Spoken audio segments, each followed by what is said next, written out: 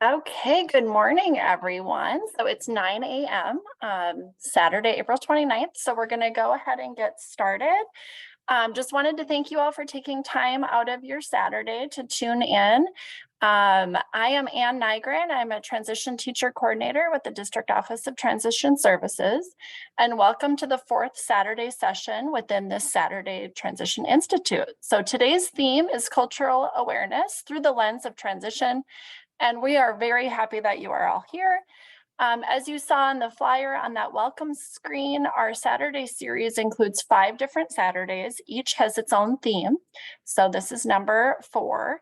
They do run from 9 to noon each of the Saturdays, and the time is divided among 3 different seminars.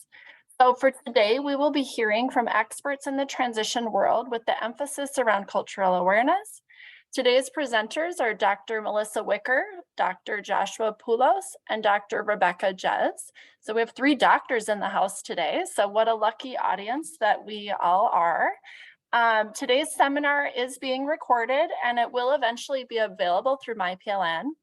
Closed captioning is enabled, so you can go ahead and click the CC at the bottom on your Zoom screen should you want it.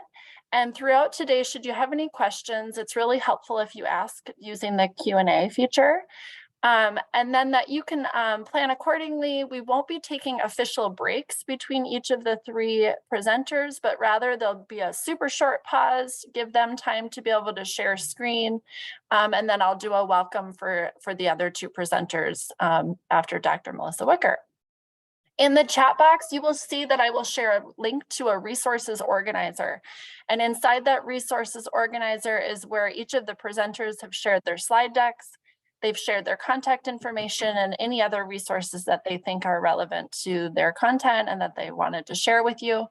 And also in there is a link to our feedback survey, which is really appreciated if you take a few minutes to fill that out. That really helps us plan for future PD. And we just, again, wanted to thank you all for being here, the presenters and those of you in the audience. Your attendance means a lot, and we really look forward to learning together. So let me introduce our first speaker. Up first, we have Dr. Melissa Wicker. She is currently the Assistant Director of Outreach, and she's the TAG Coordinator at the Zarrow Institute. Dr. Wicker's research focuses on cultural identities, culturally responsive practices, and literacy, and now it also includes an emphasis on transition. Prior to this role, she was a middle school teacher for 8 years, and she worked for the Oklahoma Writing Project for 4 years. She loves providing professional development and supporting educational professionals like us. Thrilled to have her kick off today's series, so everyone sit back, relax, and enjoy. Hi, Melissa. Hi, Ann. Thank you so much for having me. Let me pull up my presentation and we'll be ready to go. So if you have questions, please feel free to put those in that chat box or the Q&A box so that I can address those. But I hope you learned lots and lots today. And you have 2 amazing presenters coming after me. So they can build on a lot of the information that I'll provide you today as well. Like Ann said, my name is Dr. Melissa Wicker. I am the Assistant Director of Outreach here at the Zarrow Institute. We do a lot of work with transition here, including our TAG suite of assessments. And so that was another part of my position here. My contact information is here. It's on that shared sheet that Ann will share with you, and I'll provide it again at the end. If you have questions later, you need additional resources, please let me know. So for my section today, we're going to talk about what culture is and what cultural intelligence is, and then how culture and that cultural intelligence impacts how we teach, how we learn, and then how that impacts transition planning as well. And then we'll also look at leveraging all of this new cultural intelligence to improve our teaching practices and our transition planning. So what is culture? Hopefully everybody has a little bit of an idea. It's really, really hard though to pin down an exact definition. So there's a couple of good ones. Derman, Sparks, and Edwards defined it as how particular groups of people live. So it's everything from the way we talk to the way we interact with others to our family structures and how we celebrate and perform different things. And then the NAEYC says it's our ethnicity, racial identity, economic class, the different beliefs that we have. So there's a lot of different components of culture. Dr. Zetta Hammond has a book, Culturally Responsive Teaching in the Brain, and her book takes culture and puts it in as a culture tree. I'm sure some of you, or most of you, have seen the cultural iceberg. So this is just a little bit different. You can see that we have that deep culture. It's not stuff that you see readily, and really that's the unconscious part of us. So it's really hard for any of us to actively name what impacts or what cultural impacts that have on what we do and how we act. So it's this collective unconsciousness. It's our beliefs and our norms. So it talks about, it looks at how we think about ourselves, how we think about the world around us, our spirituality. So it's underlying everything. It makes us that connections between us and those around us. We have this shallow culture, so the trunk of the tree. It's how we communicate non-verbally with others, how we establish relationships, how we handle emotions, how we think of time. So there are things that are not quite as readily apparent, but they are more so than that deep culture component.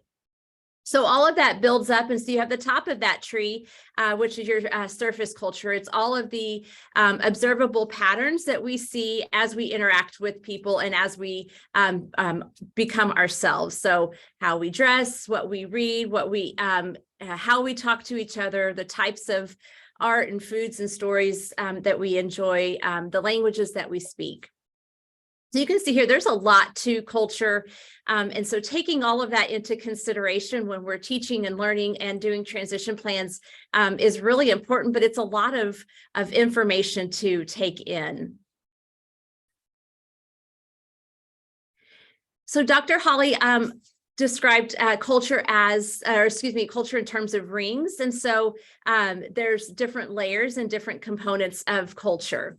So ethnic culture, orientation, national views, your class, religion you might ascribe to, and then your gender and your age. So all of this, if you go back to that culture tree, all of those components plus all of this other things that are constantly around us shape and form who we are and how we see and understand the world. So great information. Glad that we have an understanding of culture, but what does it mean? Why do we have to understand culture? Well, going back to Dr. Hammond, it's the way that our brain makes sense of the world around us. So if we think about it in terms of a computer software, culture is that software for the brain's hardware. So everything that's coming through our brain is filtered through our cultural references, and it's how we make sense of the world and the information that's coming into us, into our brain. So if we think about culture and all of those components, so when our students and when we enter into a space, we come in with funds of knowledge, and I'm hoping most of you have heard something around funds of knowledge, but it's all of that culture, all of those experiences that are passed down and that are experienced contemporary as well for our students. So when our students come into our classrooms, when our students and our families come into IEP meetings, they aren't empty slates. They have all of this information, and it's our job to leverage all of that and really empower students to and their families to make great transition plans, and then also help them learn as they go. So we're moving from what culture is, and now what is cultural intelligence? So cultural intelligence, another name for it, you might see is cultural competence. There are lots and lots, again, of definitions and descriptions of what cultural competence are. Here's a few here. Project Ready is a really great resource, but it's understanding and honoring the histories, cultures, languages, traditions of diverse cultures, respecting differences, valuing differences. And so really that is the heart of it, is recognizing, valuing, and validating students' identities and beliefs and cultures as we go through. So if we look at cultural intelligence or cultural competence, it's the knowledge, attitudes, and skills that we need in order to honor and validate those others' cultures. So we have to know the community context that we and our students are in, that culturally relevant processes that are associated with those communities and our families, the attitudes that we carry. So having that open attitude and being willing to interrogate who we are and how we interact with others. And then skills to put all that in action. So being able to communicate across different cultures, monitoring ourselves to make sure that we are approaching people with an open mind, and really establishing really great relationships allows that all to happen. So the more that we build through those knowledges and attitudes and skills, and we build those abilities to do that, we can start seeing some of these improved individual outcomes, and not just for us, but for our students and their families as well. So another way to kind of look at all of this together is a pyramid, excuse me, a lot like Bloom's taxonomy and those other types of building blocks from a lower skill level to a higher.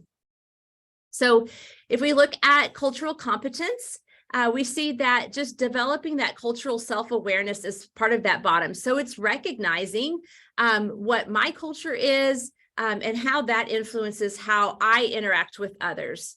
So recognizing my positionality, where I am in life and my experiences, how does that shape how I look at others and how I interact with others?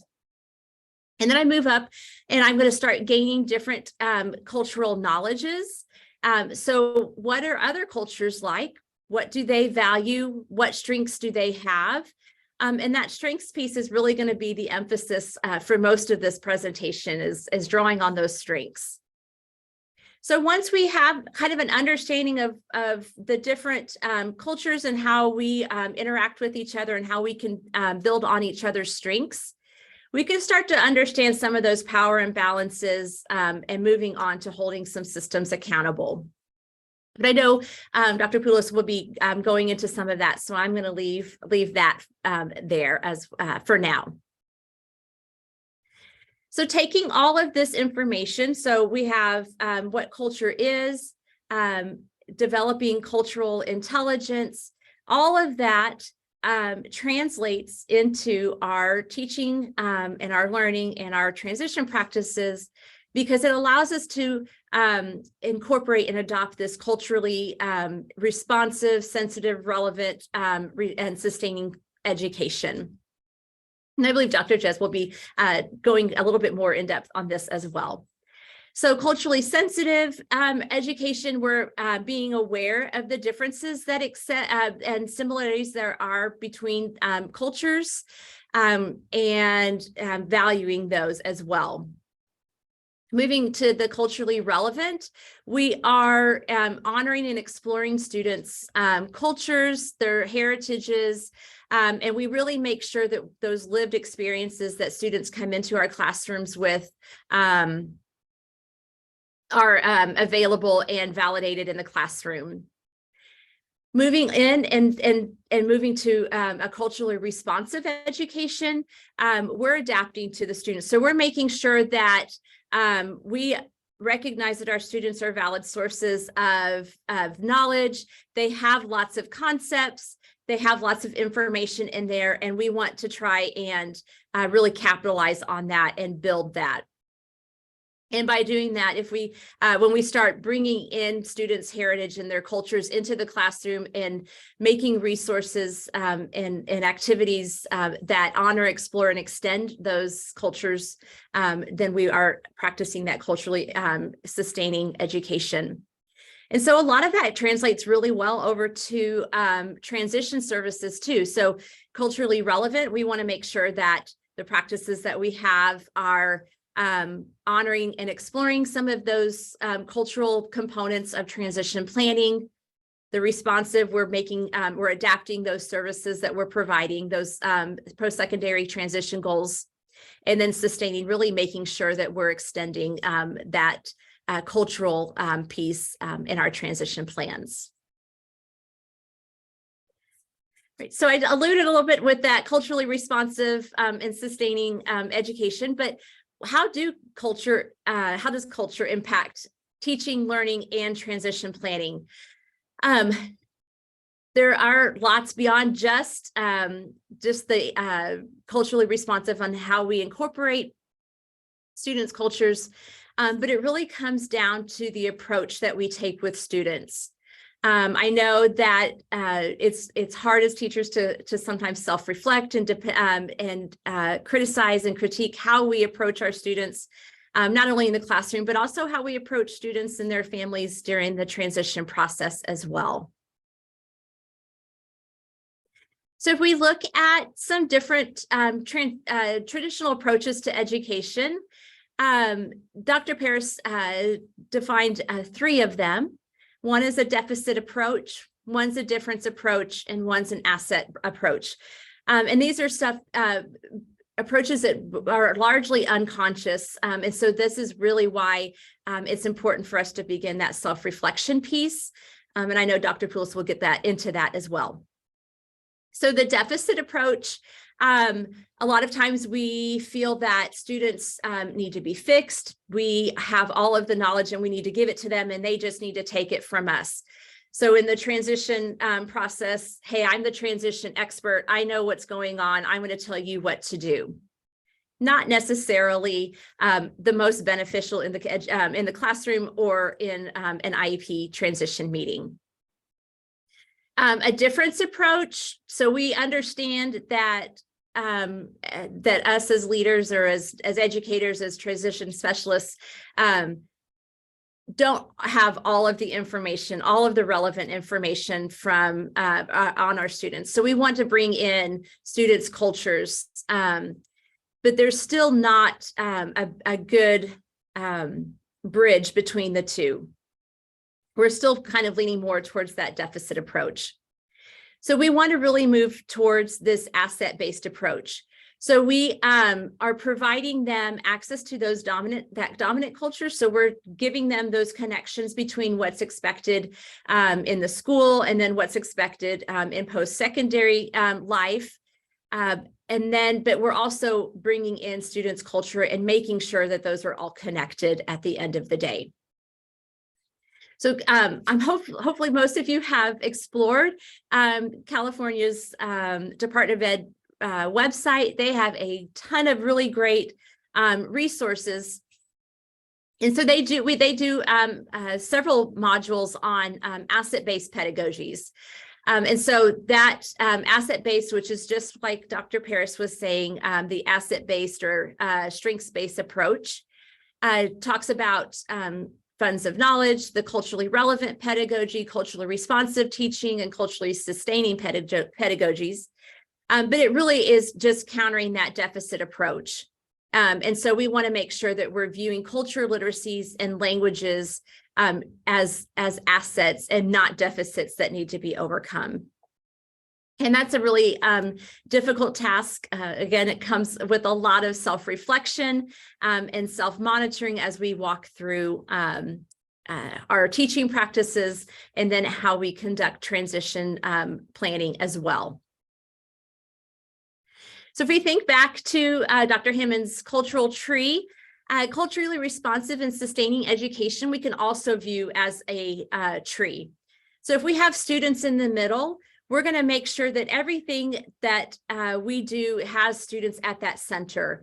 And so we're going to build out from there.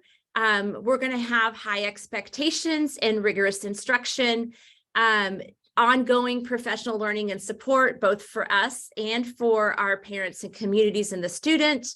We're going to make sure that our curriculum and assessments are inclusive.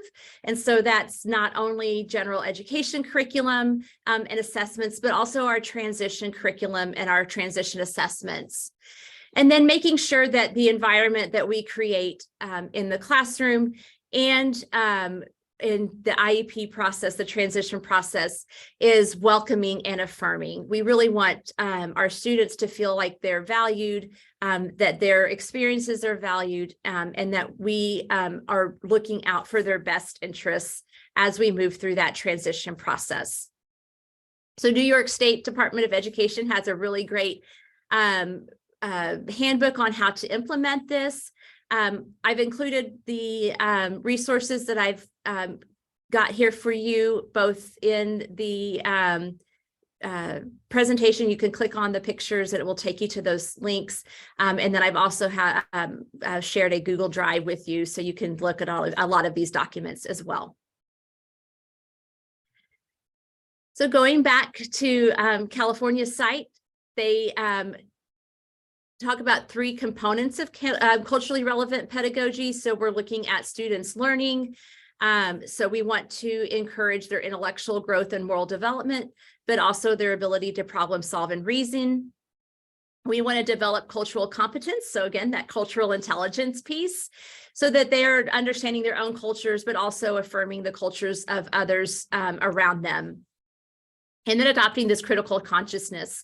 So understanding the interactions between different cultures and different situations in the world around us, especially those that have to do with social inequities.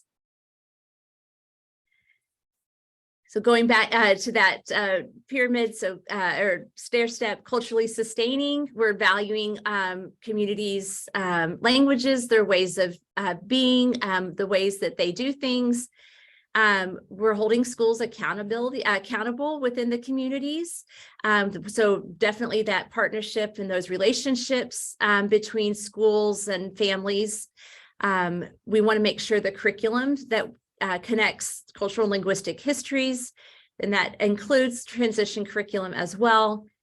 And then those sustaining practices that value and sustain students' cultural and linguistic practices, while also giving them access to what's valued by mainstream society. And then they also go through culturally and linguistically responsive pedagogy. I really encourage you to take a really deep look at some of these resources. They really give you a really good idea of how to implement those within your own thinking, and then start encouraging you to apply those within your teaching and transition practices. So all of that's great information, but how do we leverage all of this cultural intelligence to improve our teaching and transition planning?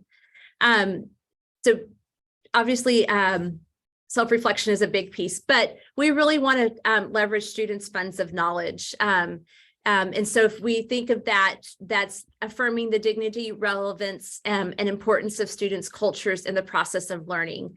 And I'm going to add transition as well there. So students come to us with those funds of knowledges. We have to respect and value and incorporate those into the learning process and into that transition process as well. So that means that we're recognizing, affirming, and validating all types of diversity. And so this is a really great resource as well, culturally, linguistically, and ability diversity. Great way to look at different things. So we have that cultural diversity that we've talked about. Linguistic diversity, a lot of our students come into, and their families come into school, into the community speaking languages other than standard English. And so valuing and affirming those languages as well.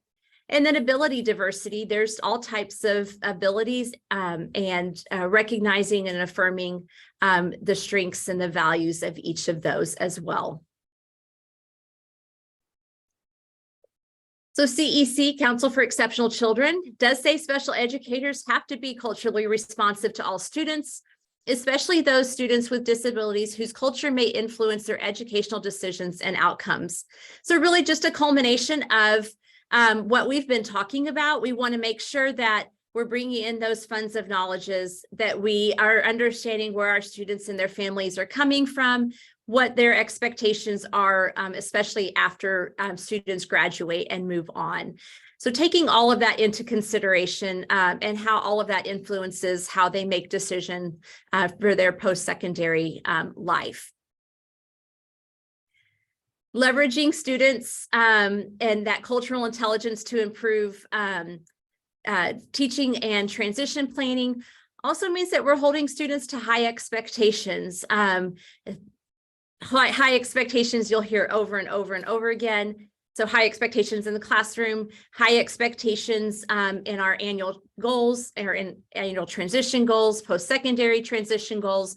All of those, we really want students to know that we value and incorporate those into our work. So there are some best practices in culturally responsive teaching. So again, it looks a lot like that culturally responsive information that we looked at just a minute ago, acknowledging the contributions that all students have, and really ensuring that we're building those relationships and encouraging not only ourselves, but our students to begin to build that deeper understanding of each other. And then taking an opportunity, to connect the classroom to the real world. If students can understand and relate to the material that's being presented, they're going to be more interested and learn more. So that not only applies to teaching in the classroom, but also if you think about transition goals, if they are interested in the goals that are being set, they're more likely to take the actions to work towards those. Using consistent body language. So if you think of that tree, some of that surface culture and deep culture has a lot to do with how we interact with others, including our body language. So making sure that the way we're interacting, our facial expressions, our voice, and just our postures sometimes can really make ensuring that we're not projecting negative communication towards our students. Encouraging collaborative opportunities to work with for students to work in diverse groups.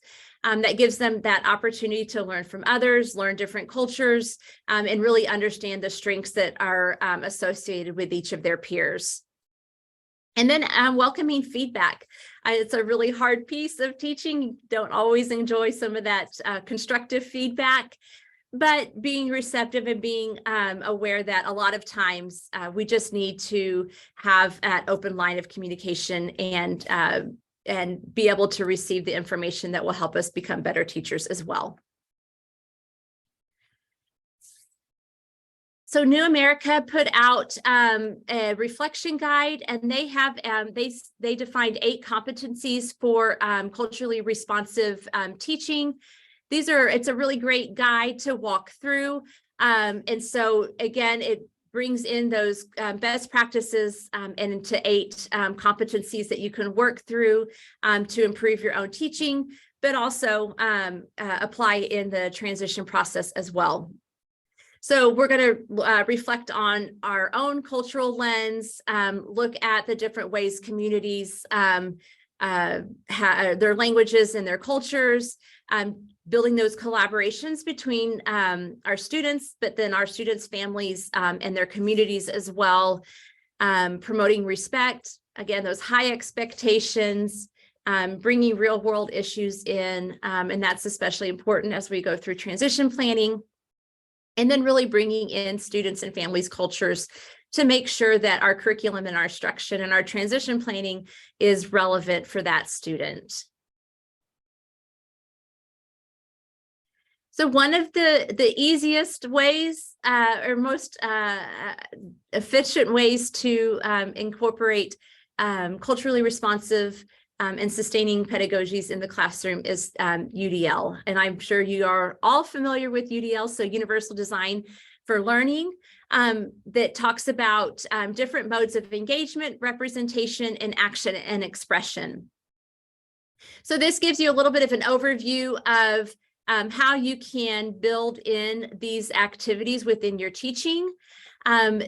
This link, again, you can click on it on the PDF that's in the Google Drive that I attached, but you can, it's interactive, so you can click on each one. It'll give you a lot more examples on what that looks like in the classroom and how you can, different activities that you can use to implement UDL. And going back to that culturally responsive teaching in the brain by Zaretta Hammond, and that was our culture tree and the brain picture. But she's developed this Ready for Rigor framework. And so if we are keeping students at the middle and keeping them in consideration as we build our teaching and our instruction plans, then we're going to be ensuring that they are kept to high expectations as we work through curriculum. But again, this also applies to transition planning as well. So being aware, not only personally, but encouraging that awareness in our students, creating partnerships, creating that community, and then different ways to encourage students to process information.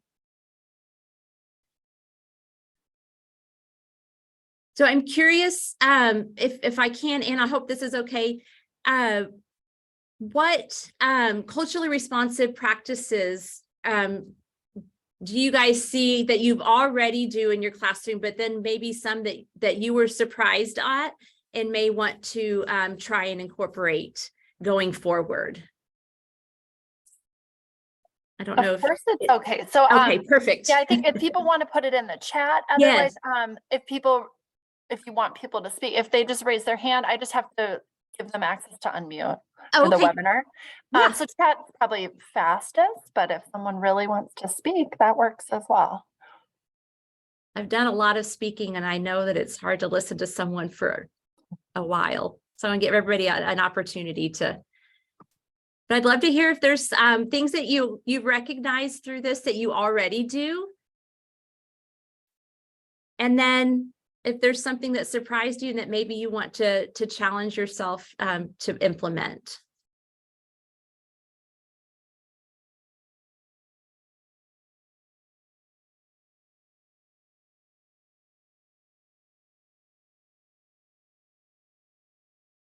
Oh, chat's disabled. Can you put it on the Q&A, Marco?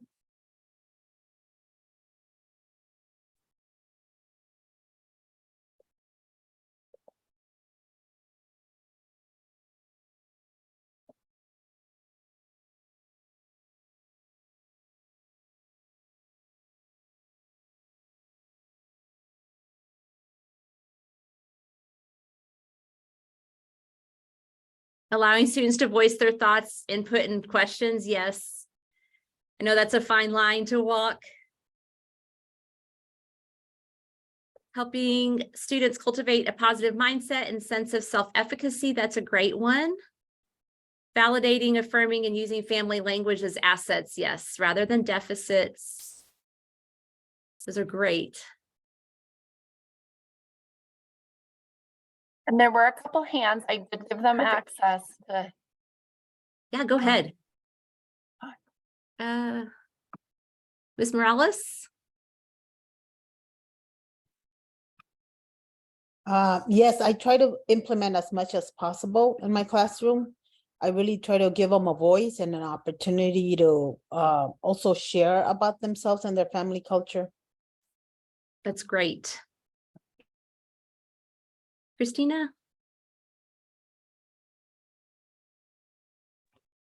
I always include parents in the discussion of post-secondary options and employment, because I know even if a student is 18, they still need the parent support in making decisions. Definitely. That is very true. I appreciate that. I think those are great. And I'm glad that you are already implementing those and also encouraging some expansion as well, including parents in the discussion. Yeah, Christina just said that. So I appreciate that feedback. I like to hear what you guys have to say as well. And I know, like I said, it's a little difficult to listen to the same person the whole time. So we looked a little bit at what it looks like in the classroom. So let's look a little bit at what it looks like in as far as transition goes. So obviously transition planning, we want to help students and their families establish that vision of a future. And so we're looking at where they're going to live, work, and go to school if that is appropriate. And then also helping them develop their self-determination skills. And so if we look at this culturally responsive transition approach, we want to use that culturally competent or cultural intelligence lens to recognize how their diversity and how their cultures are going to affect transition outcomes, and use that information as assets in order to create effective transition plans. So going back to New York State again, they have a really great culturally responsive transition planning guide. And so this is just a little piece of it. It does a comparison between traditional transition planning and this slight deviation or iteration of employing culturally responsive considerations. So great, we have age-appropriate transition assessments, but we really want to make sure that those assessments that we're including and we're utilizing are culturally responsive. So they're giving us information that's going to be relevant to our students and their families and what they have in store for or planned for the future. Not only having that parent input, like Christina said, but valuing that students and their families are valued partners in that process. We want them to be actively involved. Collaborating with different agencies outside of the school.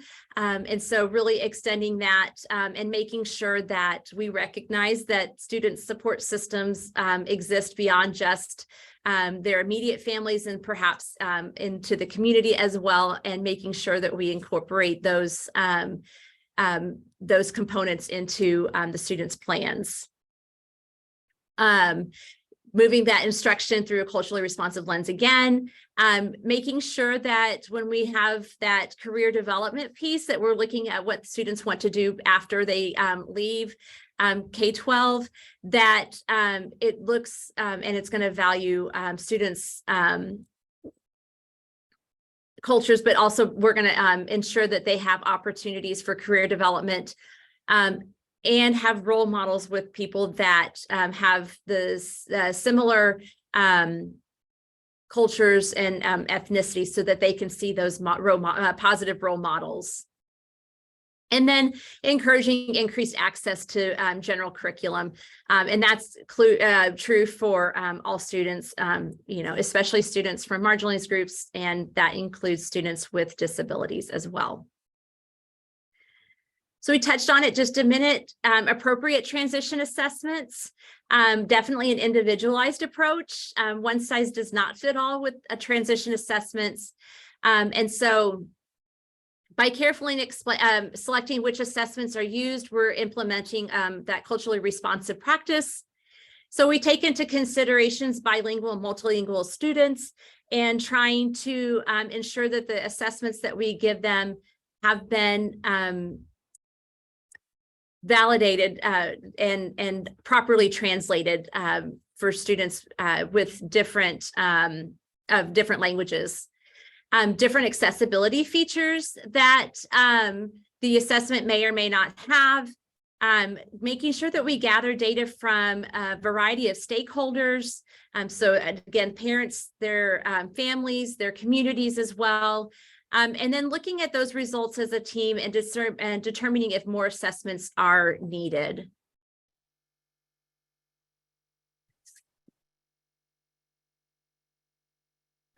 More examples of how we can embed culturally responsive practices in preparing and during our final IEPs. I'm hoping I hit on that, but I did provide some resources in that Google Drive that can help as well.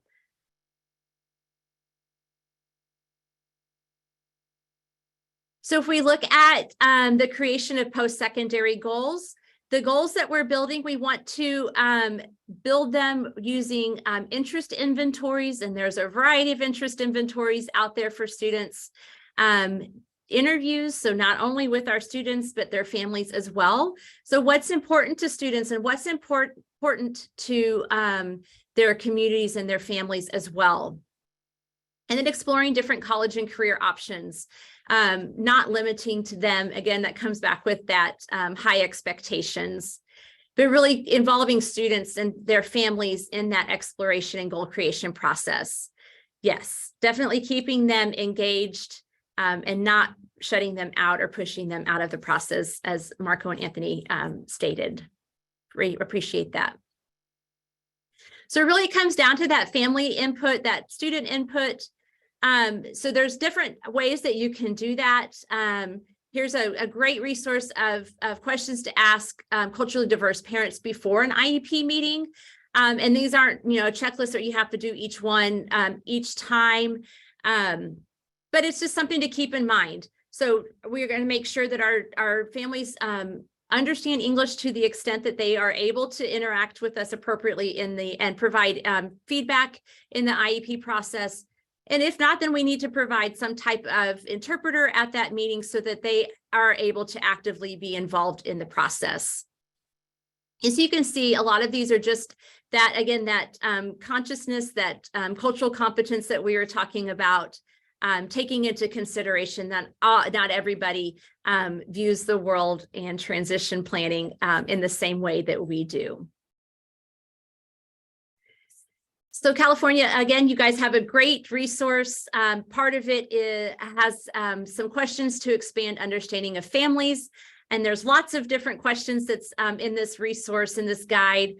Talks about family structures, child rearing practices. So all of this information really is going to give us an expanded view of our students and their families, which is going to really help us tailor those transition goals for all of our students and make sure that they are culturally relevant and that they are going to encourage student success after high school. So a really great way to implement and create these transition goals is to implement a strengths-based IEP. So we're taking all of those that information that we have about students' cultures and their families and their communities. And we're recognizing that that information and those experiences that students and their families have are strengths, their assets. And we're using that to build their IEPs. Understood has a really great resource about strength-based IEPs. It talks about what it is and what it's not. So it's not just a list of superficial strengths. Great, whatever, the students can, we want to make sure that we're really making sure that we're leveraging students' abilities so that they can improve on the weaknesses and the areas of improvement. And so adopting more of a growth mindset, so we can do that and shift our framework, our mindset and our language in a few different ways. We can use strength finders to help us more accurately identify students' strengths. Again, having student and parent input during IEP meetings, weaving those strengths into their IEP goals as we go, and then expanding some of those IEP or reporting document templates to really emphasize the student strengths, their interests, and the preferences that they might have. So that's great information, but what does it look like? So let's take a couple quick examples. Traditional IEP language in present levels of performance or description in the maybe we had traditionally would say, you know, Jose is nonverbal, he's wheelchair bound, and he's unable to read, which is great. But let's change that and let's do strengths-based, asset-based approach. He requires one-to-one assistance to support his participation in the classroom and on campus, access his communication device, and enjoys turning the page as an adult or peer reads. So we're changing that. He may not be able to read, but he can still participate in that literacy activity. So he can utilize a communication device, and he can actively engage in that storytelling. So he can turn the page and listen and still participate. Charlotte has a 5-second attention span. No, well, we've improved though. So she's demonstrating an increased in reciprocal interactions with classmates and adults, and using that reward system increase her time to do so. So it's not a huge difference, but it's sometimes difficult to capitalize on those strengths rather than just reporting what we can see from the student, which typically leads to that deficit mindset as well. So there's two additional resources that I wanted to make you aware of when you start looking at culturally responsive transition practices.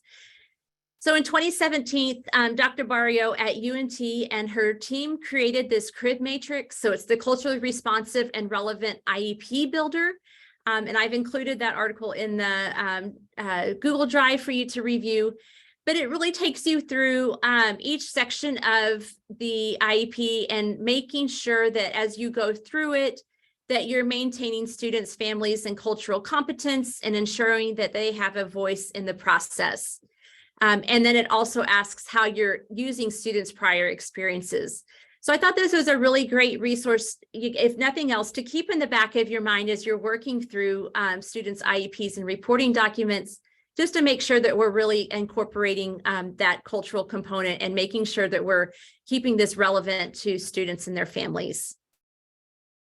And then she expanded it last year to include this transition piece of it, so the CRIB T matrix. This one's also in that Google Drive. And so taking into consideration their frame of reference, their goals, the values for long-term goal achievement, ensuring that we are facilitating trust and success in communication by defining all of those with the family. So taking into consideration what the student and their family, how they define success in the future for their student. Elevating and centering the student's family and voice, and facilitating sustainable transition services and supports. So we really want to just make sure that we're setting students up to achieve the success that's defined by them and their parent or their families and their support systems, and then making sure all of those pieces are in place going forward. So I know I dumped a lot of information on you, but I know that the next two presenters are going to expand and give you more information on both of those. So both looking and exploring your cultural biases, and then how all of that works together for transition planning. So before I jump off, I want to make sure you don't have questions, but I also wanted to provide you just a couple of other quick resources. Zero Institute on transition and self-determination. We have a lot of really great free resources on our website, as well as on our Teachers Pay Teachers page. So we have everything from different types of assessments, different curriculum, lots of new and exciting things coming forward. So we really encourage you to look through those and stay up to date with us. And then that tiny URL and that QR code links you to the Google Drive, where I've dumped a lot of extra resources and information for you. So I hope you're able to find a lot of that useful as you can take time later to go through all of that. So I appreciate your time. We have a couple more minutes, so I want to make sure that you don't have any other questions. I love that the last step in Dr. Barrio's article is your mantra. I love it. So I want to go back real quick. That facilitates sustainable transition services and supports, Is that the one that you're talking about, Cruz? Hopefully. That's a great one. I love that too. I think any of those 6 would be great reminders for us to say back to ourselves to remember. Yes, what we're out here definitely. for, right? Yes. And that article's got a lot of other great information on how to do each of those. So definitely take that into consideration and review that later if you can. Yeah. So go ahead. I'm sorry. No, go ahead. As I say, I put my information up there. Please feel free to email either me or go on our website, and there's lots of ways to contact us through that as well. But I'll stay just a couple seconds to answer questions, but also allow the next presenter to get ready. Wonderful. Well, thank you very much. I know I really liked, I loved that split screen when it was like, okay, here's what you could write in the IEP, and then here's how to make it more strength-based and how, yeah, just involving a student with the turning the pages of the book and just Yeah. doing it in a more positive way is always more fun to read as well and doesn't feel so negative sometimes. So. Yes. Yes, well, I thank agree. you. I love all the resources. And I put in the chat, I'm going to put it in there again, and I'll do it throughout today. But that resources organizer, because all of those resources that Dr. Wicker shared are also in that resources organizer, so that you didn't have to frantically try to, catch the links and look them up. You can always refer back to them. So thank you, Dr. Wicker. This was really Thank you. helpful, and I think a great kickstart to our Saturday around cultural awareness, and we'll build upon it in the next 2. So thank you for being here, and thanks everyone for participating with your questions and in the chat. And I know, Melissa, somebody had said that the slide deck that was in the resources organizer, it was like in your trash or something. I was able to, it said like, copy it now before it's forever gone, basically. So I copied it, I grabbed a new link and I put it in there. But if you want to go back in and change it, I'll make sure it's updated. Yeah. Perfect. Okay, great. Thanks for letting me know. Yeah, absolutely. Thank you so much. Have a great Yes, rest of your day and enjoy the rest of this webinar. I'm excited.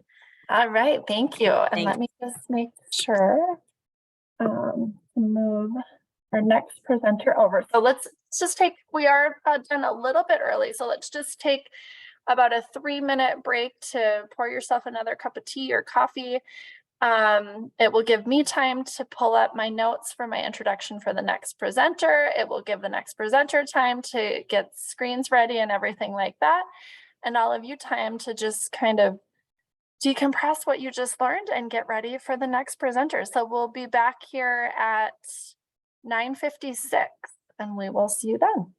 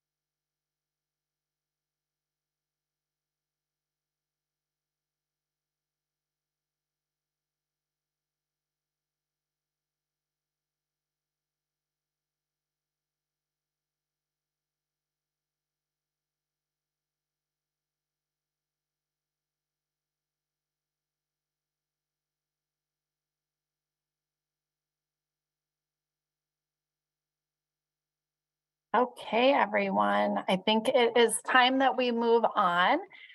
So we are on to our presenter number 2, who is Dr. Joshua Pulis. He is an assistant professor of special education at James Madison University in the College of Education's Educational Foundations and Exceptionalities Department. His teaching and research includes behavior analytic strategies coupled with comprehensive secondary transition planning and education, diversity, equity, and inclusion, evidence-based practices and predictors, significant support needs, and school-based behavior analysis consultation. The topic for his presentation today is recognizing and addressing our implicit biases, a critical first step toward culturally responsive transition planning. And I know there's even more as well, Josh, because we've had Dr. Belkis Choislin with us, and she has shared one of the tools that you created. And there actually might be, if there's time at the end, I know when she did the training on it, there was some questions that some of our teachers had. And I had told them, I said, well, report on April 29th, because the author will be right here with us and maybe we can ask him those questions. So we are very excited that you're here with us. Thank you for sharing your time with us this Saturday. And thank you guys for all being here in the audience. And I'll go ahead and pass it over to you. Wonderful. Anne, can you hear me okay? Okay, great. Thank you so much for having me. And yes, Belkis is one of my good friends. We went through our program together. She was just a year, I guess, below me. I was a year ahead of her, but I'm happy to answer any questions you have about the PK. And of course, Dr. Wicker is also a good friend and colleague of mine from the Zero Institute. So excited to get to see her present. And of course, Rebecca Jez, who's in San Diego with you all in California. It's actually the afternoon here in Virginia. So I've had plenty of cups of coffee. Hopefully you all are on your first or second, but I'm thrilled to be here and excited to talk to you today about recognizing and addressing our implicit biases. Really, the first step that we need to take before we move forward in ensuring culturally responsive and sustaining secondary transition planning and education. And I should mention really quickly, if you hear some whining, that's because my dog is below my feet. I'm at home currently, and he's quite a jealous human being. We're kind of codependent individuals. So he is sitting here and whining and also listening. So maybe he'll learn some stuff as well.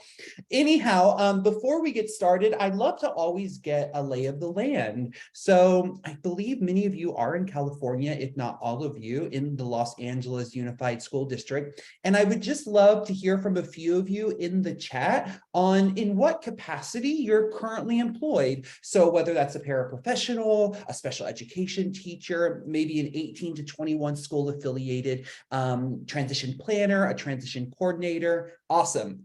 They're starting to roll in. This is great. I know that your school district is large and in charge, Anne. So this is really, really wonderful to see so many people present this morning. I love this. Awesome. Well, it looks like there are many, many of you that are transition teachers, vocational teachers, transition coordinators. We have some special education teachers. This is fabulous. So everything that we're going to talk about today, especially specifically around this topic, will be suited nicely for everyone that is present today. So this is awesome. Yes, John Patrick, you can definitely see the dog after I present. I'm happy to showcase him as my encore presentation. How does that sound? Okay, so let's get into the mix of it. So what we know about implicit biases. It looks like we have a question already. Do we have a question already? Don't hesitate to speak out if you'd like to. Let me look. Oh, Cindy McGee, did you have a question? It does sometimes get bumped accidentally by people, but. Oh, okay. Okay, well, we will, okay, no. Okay, great, Cindy, thank you. We will continue then. So what we know about implicit biases is that everyone has these. This includes people across different domains of life, judges, police officers, and even teachers. And it's imperative that we as educators not only build awareness and recognize these, but we address their impact upon our interactions for students with disabilities and their secondary transition planning and education. What we will find out is if we don't address their impact, what will ensue are these negative outcomes for our students. Now, it's important to note that this process of self-reflection can be uncomfortable. So hopefully I create this space today where we can really come together and lean on each other and start to learn about what our implicit biases are, because it is necessary to advance these practices, these secondary transition practices, in support of our students. So we have a couple of objectives today. The first one is we're going to explore ways in which our implicit biases seep into the fabric of our everyday lives. And then I'm going to provide you with some strategies, some really practical strategies that are research informed that you can start using tomorrow. You can start using today if you'd like, to not only build awareness and recognize, but start to challenge head on your implicit biases so we can move forward in support of our students with disabilities and their caregivers. So before we get started, I do want to orient our environment, and I want to ask you a question, and I really want you to think about this. I'm going to give you about a minute or two to contemplate the question that I'm going to ask you, and then I would love to hear from some of you, whether you would like to do it auditorily or if you would like to do it through the chat. Either way is perfectly fine for me. So, safe space. What does safe space mean to you? And do you believe there is a safe space for our students that we are teaching and preparing for post-secondary life? So safe space, what does this mean to you? I'm going to give you a few minutes to think about this. And once you think about it, if you could start putting some answers in the chat, I would love to hear from you.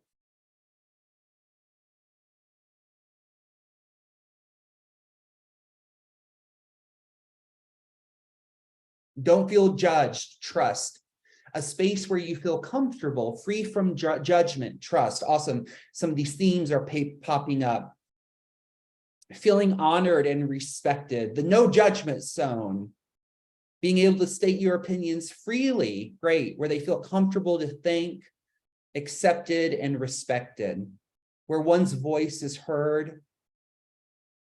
A space where you can be true to yourself. A strength space lens, wonderful. Freedom to be yourself and accepted. Wonderful, wonderful. These are all really, really wonderful. Now, what I want you to think about is the second question that I asked you, and I really want you to think hard about this. Is there truly a safe space for our students? Is there truly a safe space for our students? I would argue that there isn't, I would argue that we can create a space, but we have to kind of change the paradigm. So instead of calling it a safe space, I want to call it a brave space. I love this notion of a brave space because it can bring all of our nuances, all of our lived experiences together. So I'm going to read this out to you because I think it's very powerful, and we're going to discuss it a bit. So the brave space. Together we will create brave space because there is no such thing as a safe space. We exist in the real world. We all carry scars and we have all caused wounds. In this space, we seek to turn down the volume of the outside world. We amplify voices that fight to be heard elsewhere. We call each other to more truth and love. We have the right to start somewhere and continue to grow. We have the responsibility to examine what we think we know. We will not be perfect. This space will not be perfect. It will not always be what we wish it to be, but it will be our brave space together, and we will work on it side by side. What I think is so powerful and so challenging about this kind of paradigm shift coming from a safe space to a brave space. We've seen the polarization across the United States in the last 5 or 6 years. And we've seen spaces become unsafe for many of our marginalized students that we teach, students with disabilities, students from culturally, ethnically, and linguistically diverse populations, and their caregivers, their families, their guardians, their sisters and their brothers. And what's incredibly important is there is not a safe space, but what we can do in our classrooms is develop a brave space. Because what's so nuanced about this is that we do carry scars. We do have wounds that we have caused others. But by providing a brave space, we can, through a strengths-based lens rather than a deficit-based lens, begin to build each other up and learn from each other and one's own lived experience, and using those experiences to further the education of our students in a culturally responsive and sustaining way. So today, my hope is to develop this brave space for our little small community in the next 50 minutes so that we can really come together and challenge and address our implicit biases head on. Because as I said previously, this work is really difficult and it can become uncomfortable. You may feel vulnerable, but through this brave space, we're going to respect where you are and we're going to meet your needs where you are. And we should be doing the same thing for our students and their caregivers. So what I want to look at is first to give you some information about school statistics and where we currently are as it relates to teachers and students across the American public education system. And this probably is not going to be new news, but I always think it's important to know where we are as a public school system. So what we know is that during the 2018 school year, 52.1% of students with disabilities were from CELD populations. And yet, what we know is that about 80% of teachers across the country are white and female. So what we see here is a minority majority, where we are seeing the marginalized individuals, the minoritized individuals becoming the majority across the American public education system. And we're seeing less white students. So because of this minority majority, we're seeing a disconnect between students with disabilities from culturally, ethnically, and linguistically diverse populations and their white teachers. And this can ultimately exacerbate poor post-school outcomes due to the perpetuation of stereotypical racialized ideologies that may be implemented within one's own instruction without even realizing it due to one's own implicit bias. So I have a question for you all, and I want you to think about this. Due to the very small context that I have provided you so far in today's talk, do you believe that we are best supporting our students with disabilities from CELD populations and their post-secondary goals? What are your thoughts?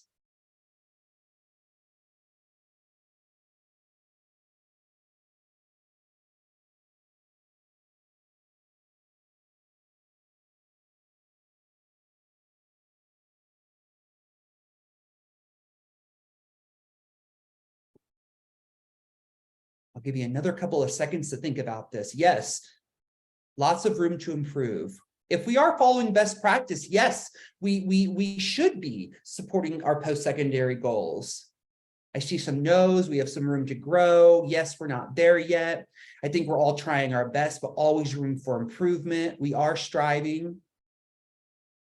Hard question, we can improve. Yeah, this is a difficult question to think about in the small context of what I've provided you, but also you bring a lot of nuance yourself through your anecdotal experiences in your own practice, right?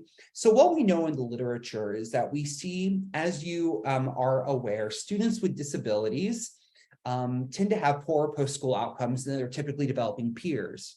But what we also find is that students with disabilities from culturally, ethnically, and linguistically diverse populations tend to have poorer post-school outcomes. They don't even have poor post-school outcomes. They also have poor in-school academic outcomes. So poor graduation rates, for in-school attendance, more referrals, for a multitude of reasons, and that we can always be doing better to ensure that we are meeting the needs of these individuals to ensure their success in those 3 areas that IDEA mandates: post-school education, employment, and independent living. Oh, yes, Anthony, I agree with you. We're always striving to do this, but it is never perfect. No, certainly not. But today, what we can do is we can start to build on what we're doing to strive for the best outcomes for our students with disabilities from CELD populations. So let's take a look at this. Let's look at the basics of implicit bias. And we're really going to focus on implicit bias and how we can begin to address these implicit biases head on. But before we address these, what I want to ask you is a very simple question. And in the chat box, as you can see, I really like to engage the audience. I think it's a lot more fun to be a participation in one's learning. So what I would like you to do is in the chat box, answer this simple question. Am I biased? It's either a yes or no question.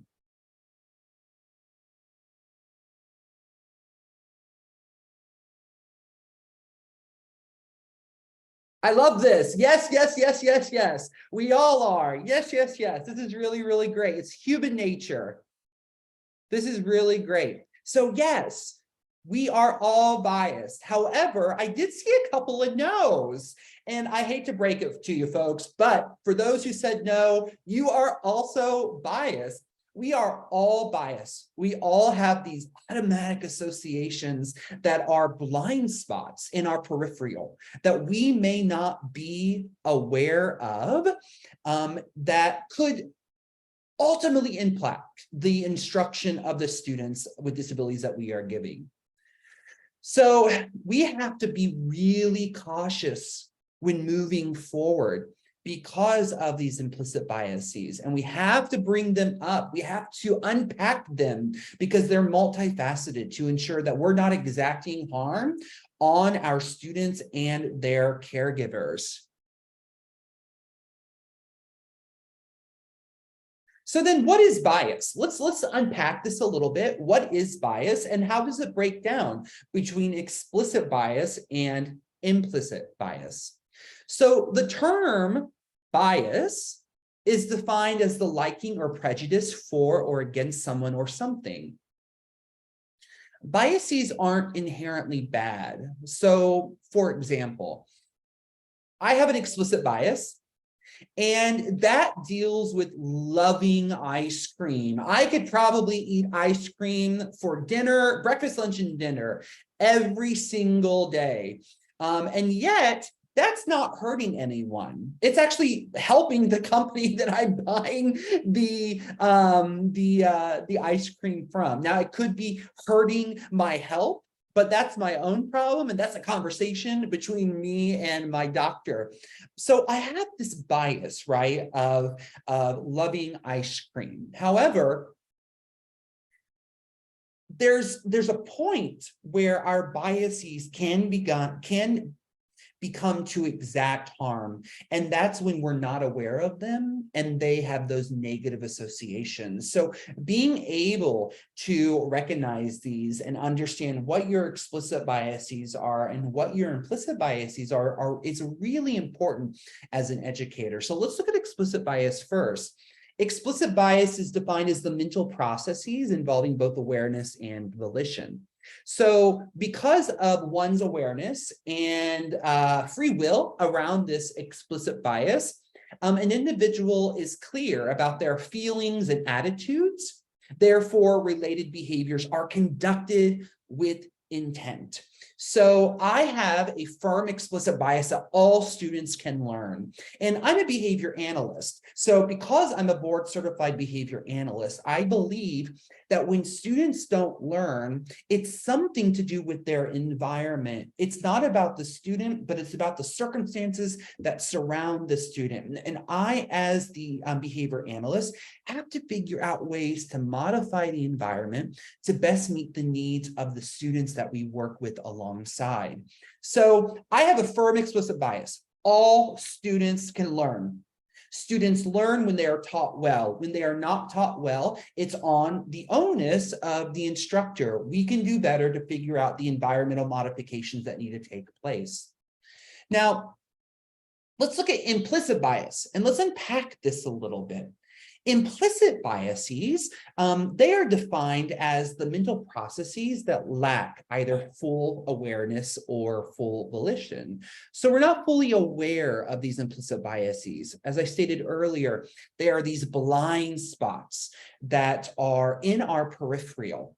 They are these automatic associations that we have learned through our learning histories, and we'll talk about that briefly in a few minutes.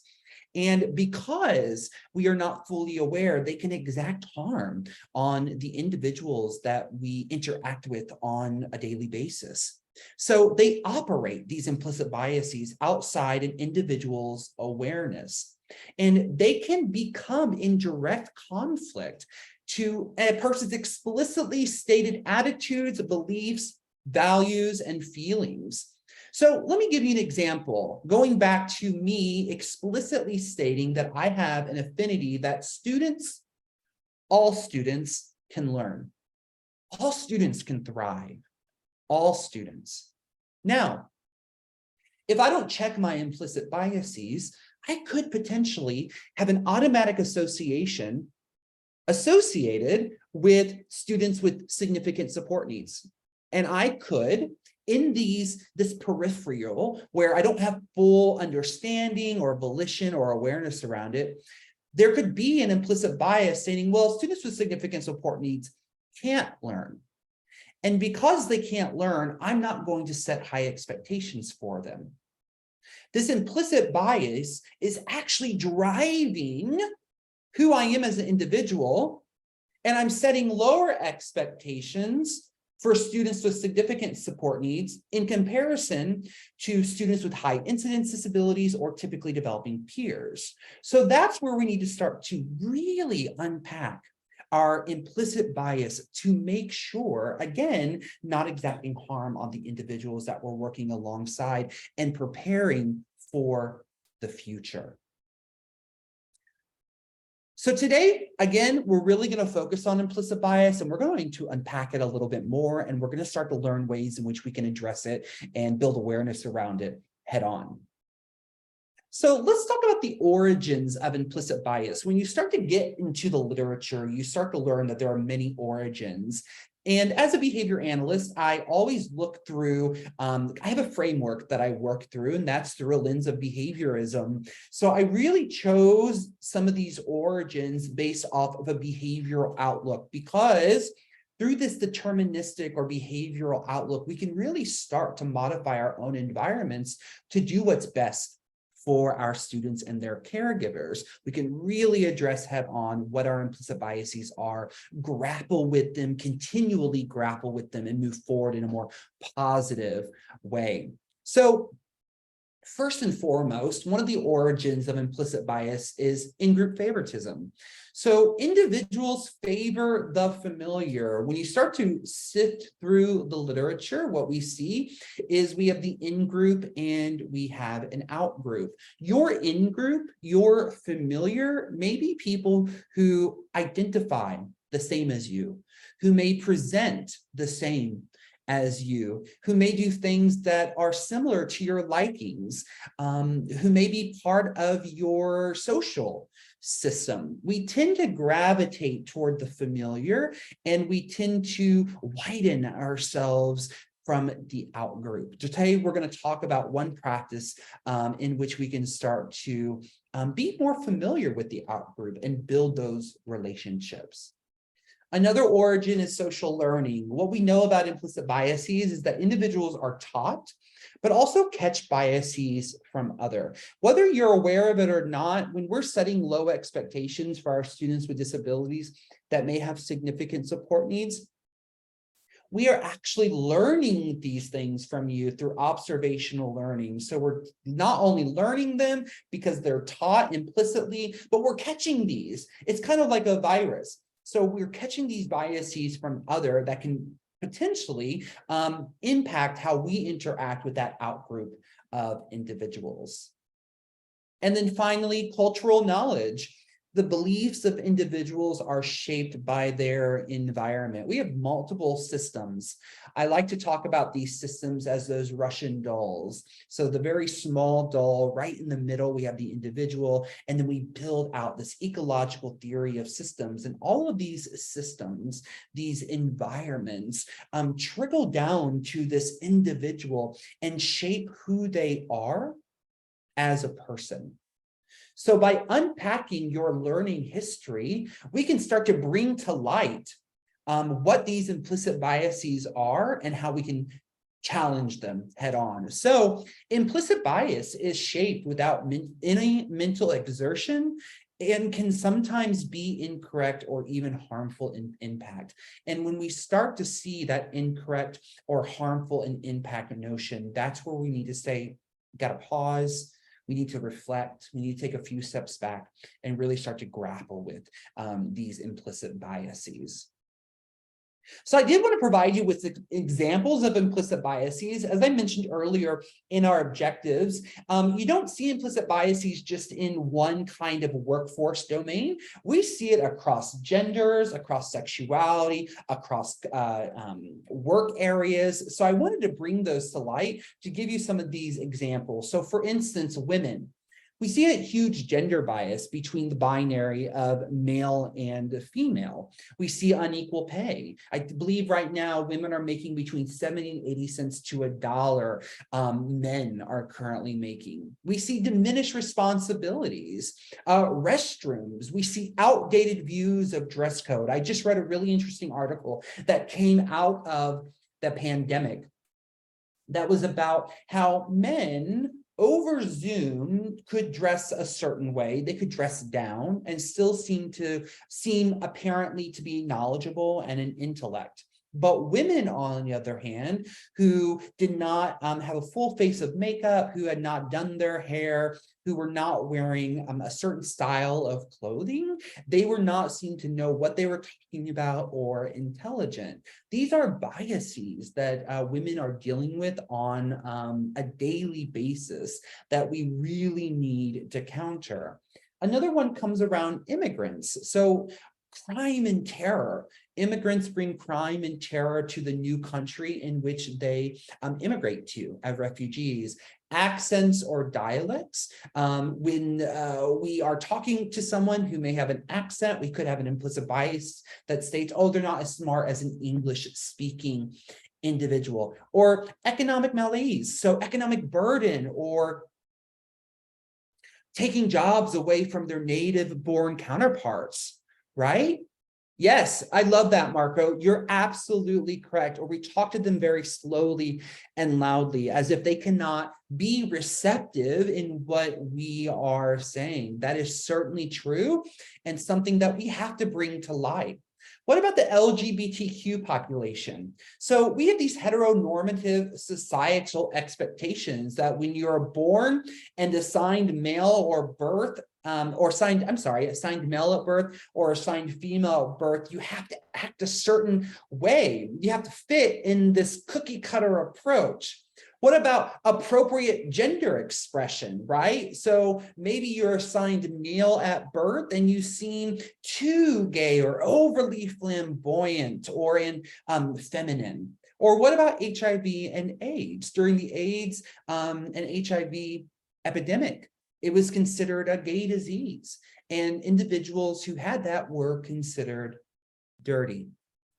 Finally, a few more examples that I wanted to provide you. People with disabilities, mental illness.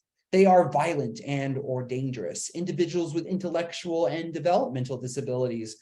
Those individuals are unemployable or too dependent on other individuals or support systems, that they're amiable, they're kind and generous, that they don't have a variable attitude just like everybody else does, and that they're not sexual beings.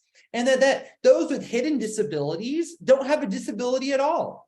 and that they should not be provided services. Now, these aren't my biases. I certainly know the right and wrong between here, but these are the things that we see in the literature as it relates to these certain groups of individuals and the harm that is exact on these individuals because of these lower expectations or implicit biases that are coming to light. And then BIPOC individuals. This is a really interesting finding that probably is not new to you, but Black sounding names on resumes. 50% fewer callbacks than job seekers with white sounding names. This can impact the hiring process.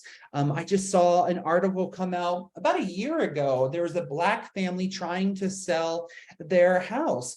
And when the sellers knew, or the people who were buying it knew it was a Black family's home, their offer was lower. When they thought it was a white family's home, their offer was higher. Again, implicit biases that are coming to the surface. Healthcare system, we see a differential care among whites versus BIPOC individuals, and then housing policies, certainly redlining. So these are just a couple examples of implicit biases.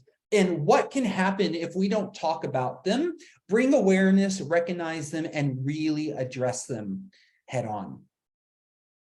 So let's talk through some of these practical strategies. This is like the rub, right? This is the reason why you're here today, so that you can start implementing these things tomorrow. And I believe you've already noted this in the chat, but I have put my slide deck in your resources organizer and a couple of other items that I thought, awesome, Anne, you are on it. I so appreciate you. And a couple other items that I think will do you service, a task analysis and a graphic organizer that we're going to talk about today as you're working through these practical strategies. So first and foremost, we have to build, we have to recognize and build awareness around that we truly do have these implicit biases, these automatic associations that we have learned through our socialization and our learning histories. And one way in which we can facilitate this is through the implicit association test. So this is a fabulous tool. And the great thing about this tool is it's fully free and accessible online. You can do it through your phone, you can do a tablet device or your computer. So the IAT, it's one of the most well-known and popular, widely used tools for measuring one's implicit biases. And it's really been responsible for introducing this concept of implicit bias to the public. So you have Ryan, really great question. So you have a multitude of, there's a multitude of tests that you can take, all right? So if you see, there's over 90 tests that you can take, and many of them deal with race, disability, sexuality, age, gender, career, religion, and weight. And they're all a little different, but it's based off the speed in which you answer certain questions to determine what your implicit biases are. My recommendation is, if you have not done this, to do it. This is going to be that very first step in this research-informed approach to understand what your implicit biases are so that you can really address them in a more proactive way, in a more proactive approach. So we're not going to do this today, but the link is there, and I do see Anne has included the link on the chat. Oh, let's see. I wonder if it's removed or if it's slightly changed, but it says project implicit at the top, and that says we're sorry, the document cannot be requested.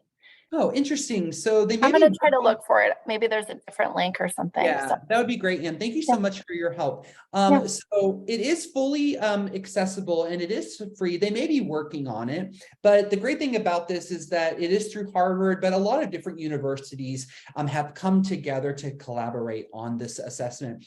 And the really great thing is it's valid and reliable. So it's a sound, standardized kind of an assessment to better understand your implicit bias. So that's the first thing that I recommend doing as it relates to these practical strategies to ensure that you're building recognition around what your implicit biases are. Finally, or not finally, another thing in which, does that work, Ann? Awesome. So another thing in which you can do, this comes out of Teachers College, Columbia in New York City. And Dr. Celie Ruiz created this idea with a grad student called the archaeology of the self, mapping yourself.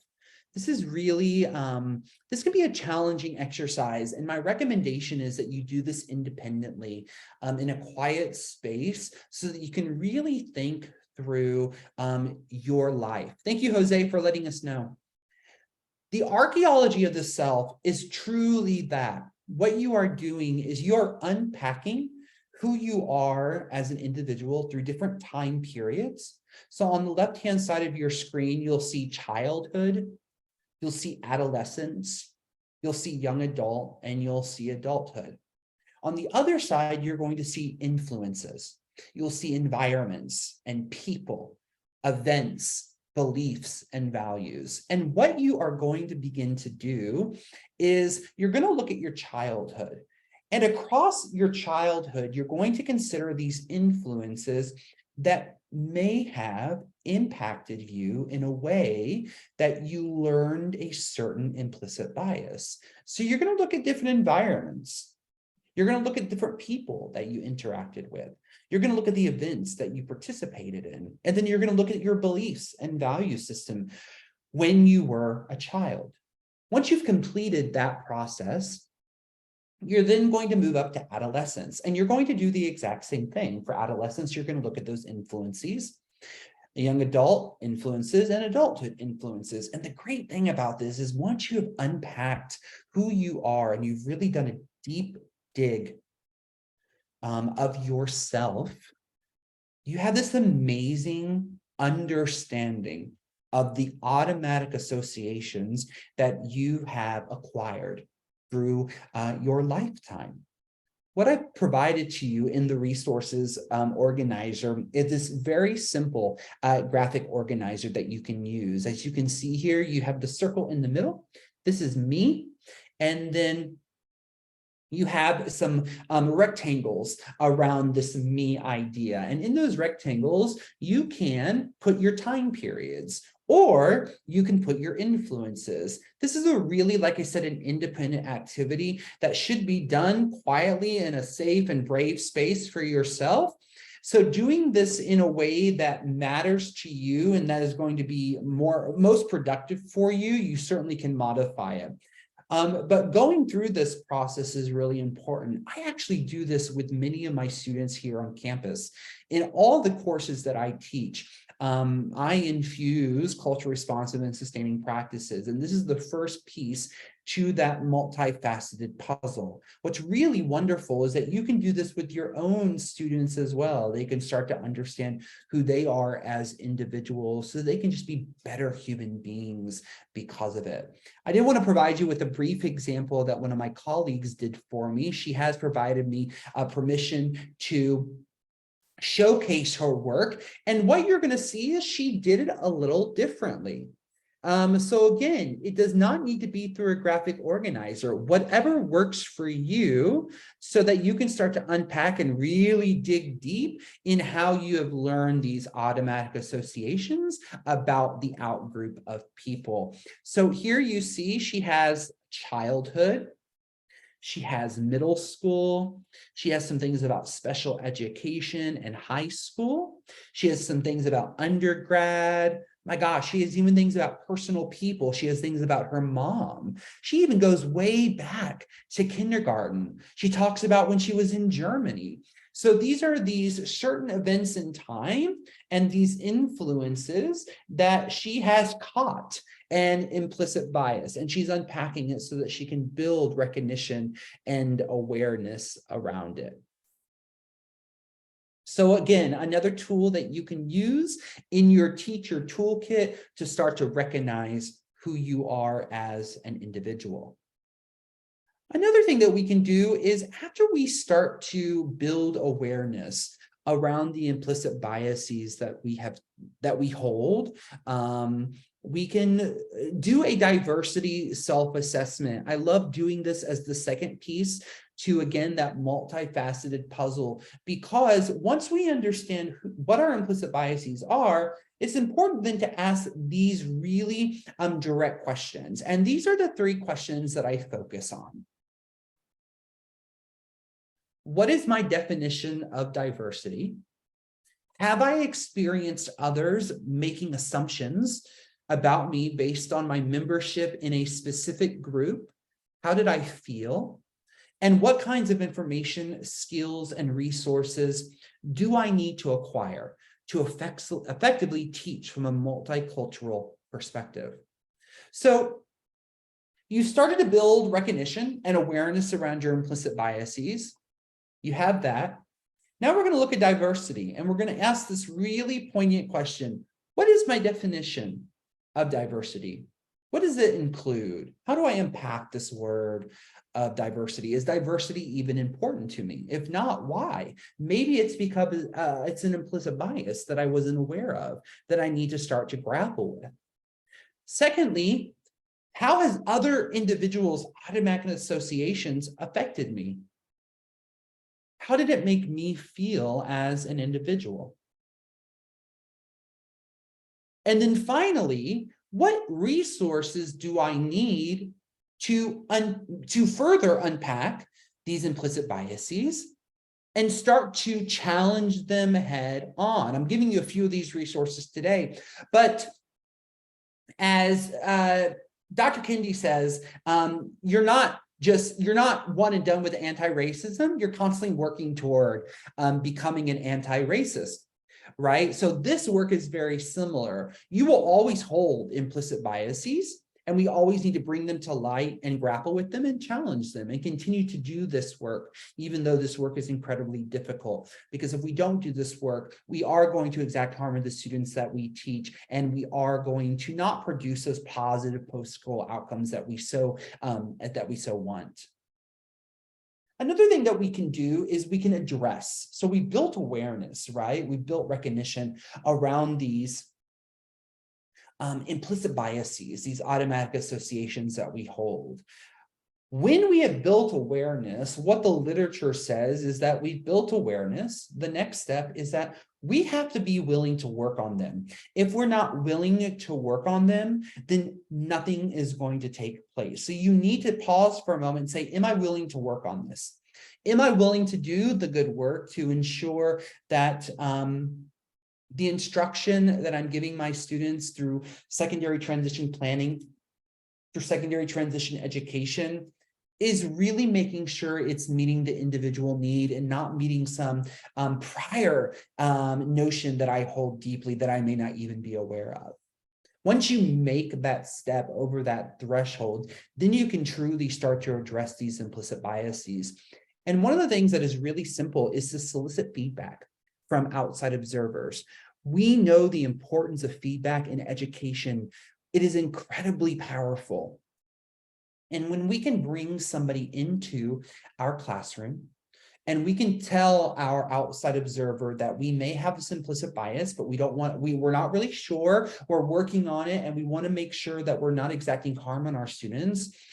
Observe me, see if I'm actually doing what these implicit biases I think are telling me to do that I may not have full volition or awareness around. So bringing somebody in, developing an observation protocol, and then having that individual sit in the back of your room and watch you teach, watch you coordinate, watch you do all the things, and then come back together and really have a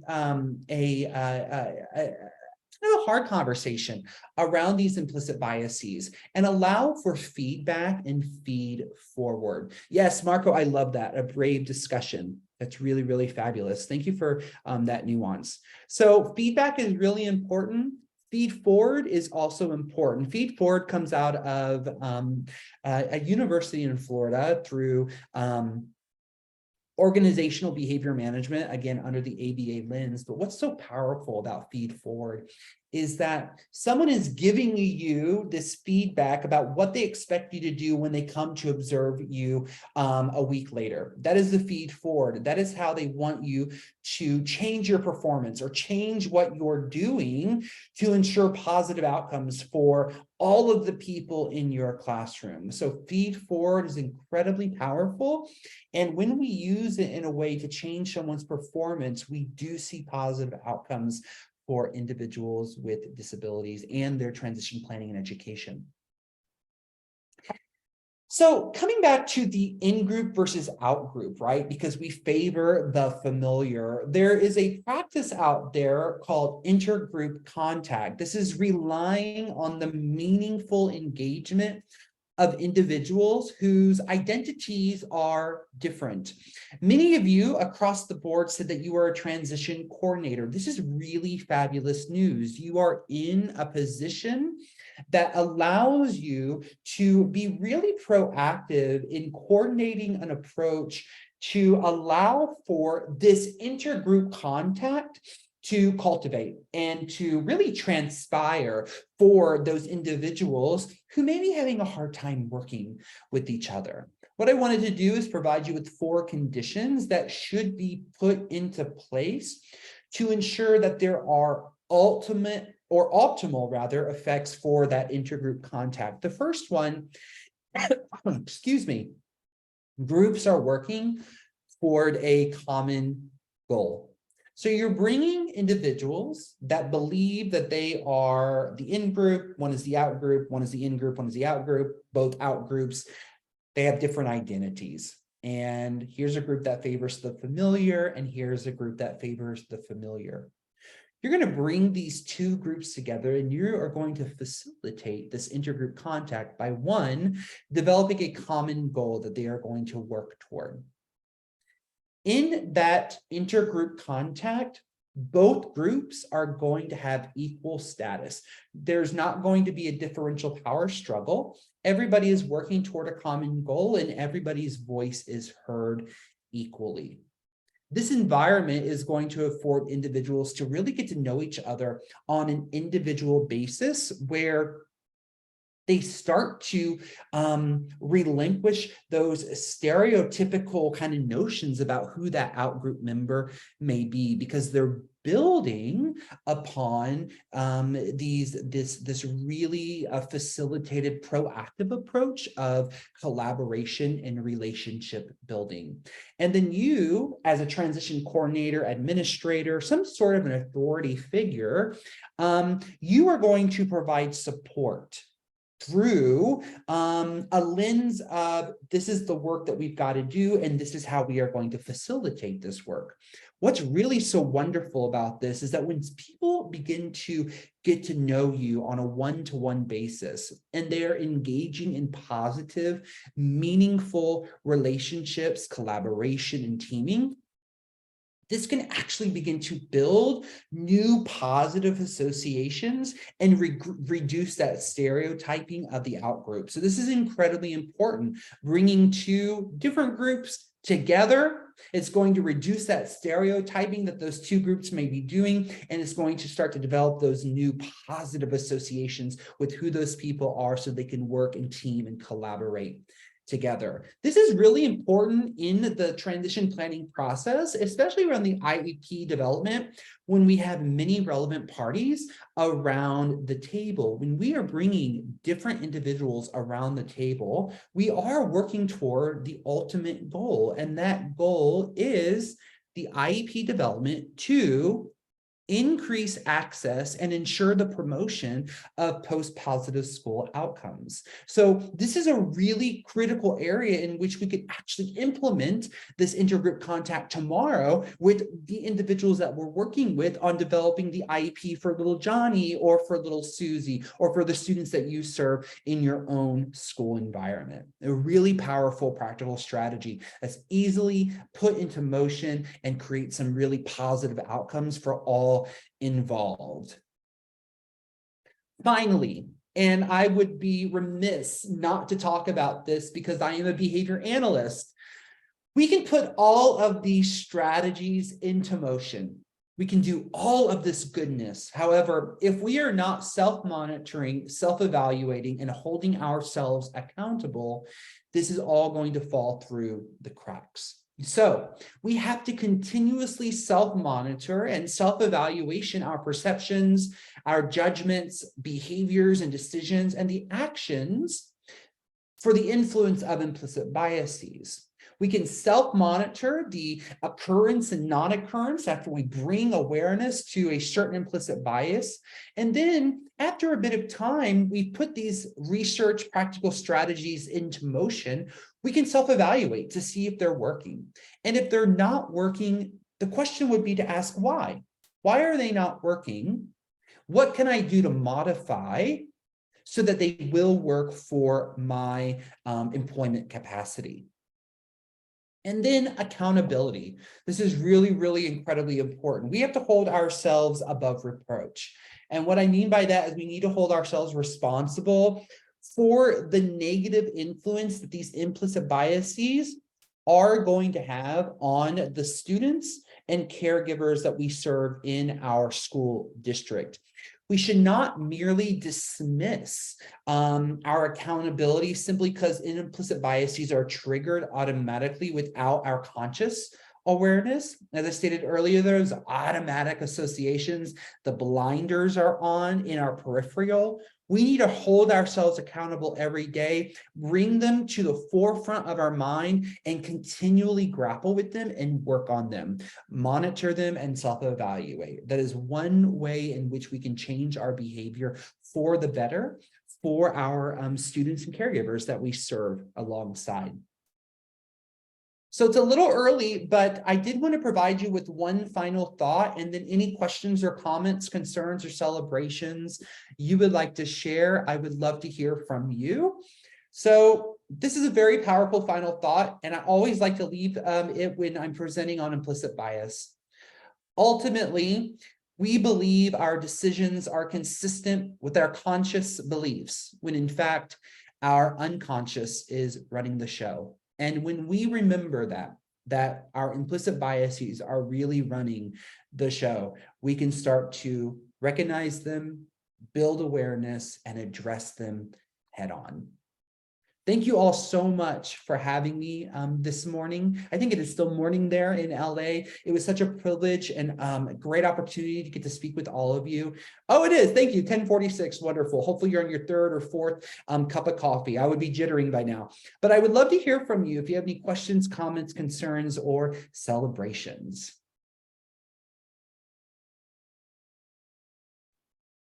Well, I have a celebration with it. Thank you. I do like that final thought. I feel like you could keep that up there for us to look at for a minute, but I think that was well tied into your other slides. And I like how you broke down the different types of implicit bias. I know in our district, we have implicit bias training as well, but it was nice to see an implicit bias training tied into our work in transition so that we can bring it back to the students that we work with as well. And just good reminders for all of us.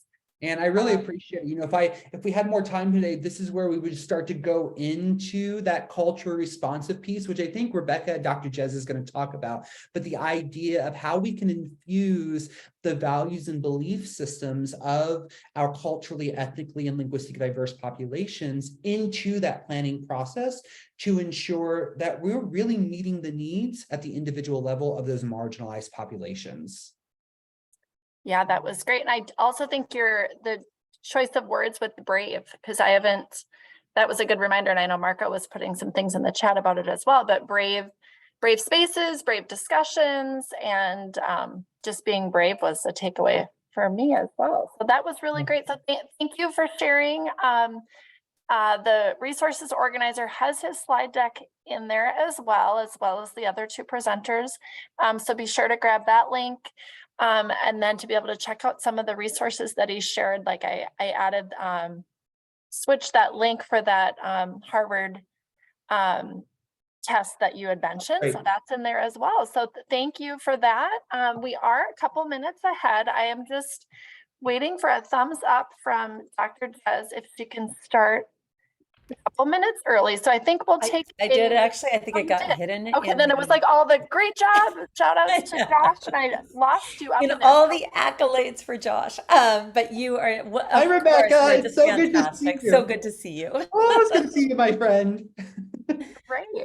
Okay, well then, thank you, Josh. And then Rebecca, if you want to pull up your slide deck, I will get my introduction pulled up for you, and we will just keep with the flow and head into our third presentation for today. So our last presenter for Oh, today is Can I just Dr. ask? It looks like it's not sharing, is it? Oh, yeah, let I'm me, gonna log off, log back in and see if I can Okay. get this to work, okay? yeah, sure. Yeah, well, before I introduce, we'll make sure it's working for you.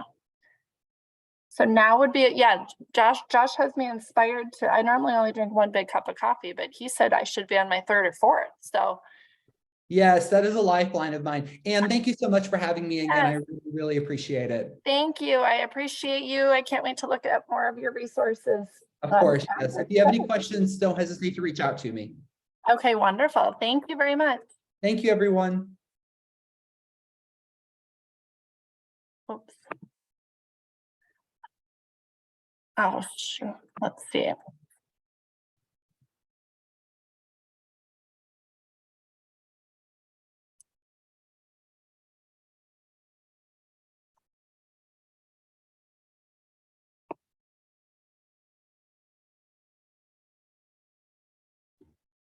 Okay, Okay, gave you back co-host. So that's all right. Hopefully this works now.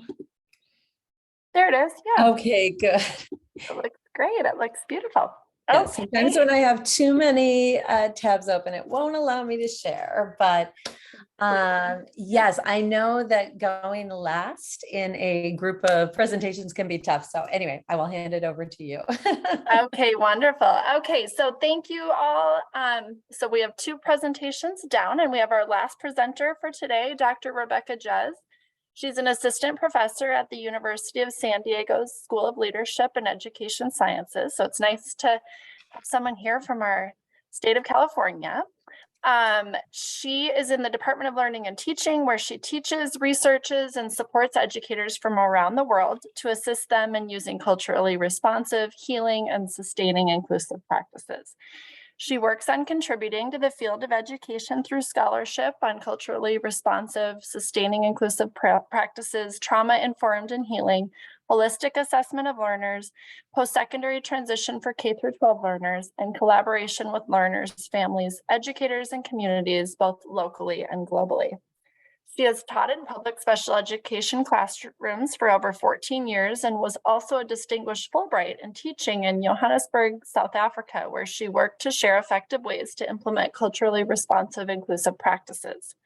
Since coming to the University of San Diego, she's led multiple change-making projects in South Africa, Jamaica, Tanzania, Malawi, and in San Diego. And additionally, she has authored chapters on culturally responsive post-secondary transition for culturally and linguistically diverse students with exceptional needs and culturally responsive supports for literacy development. Rebecca continues to speak at national and international conferences about collaborative processes, positive behavior interventions and supports, post-secondary transition, literacy supports, and effective teacher training and support practices.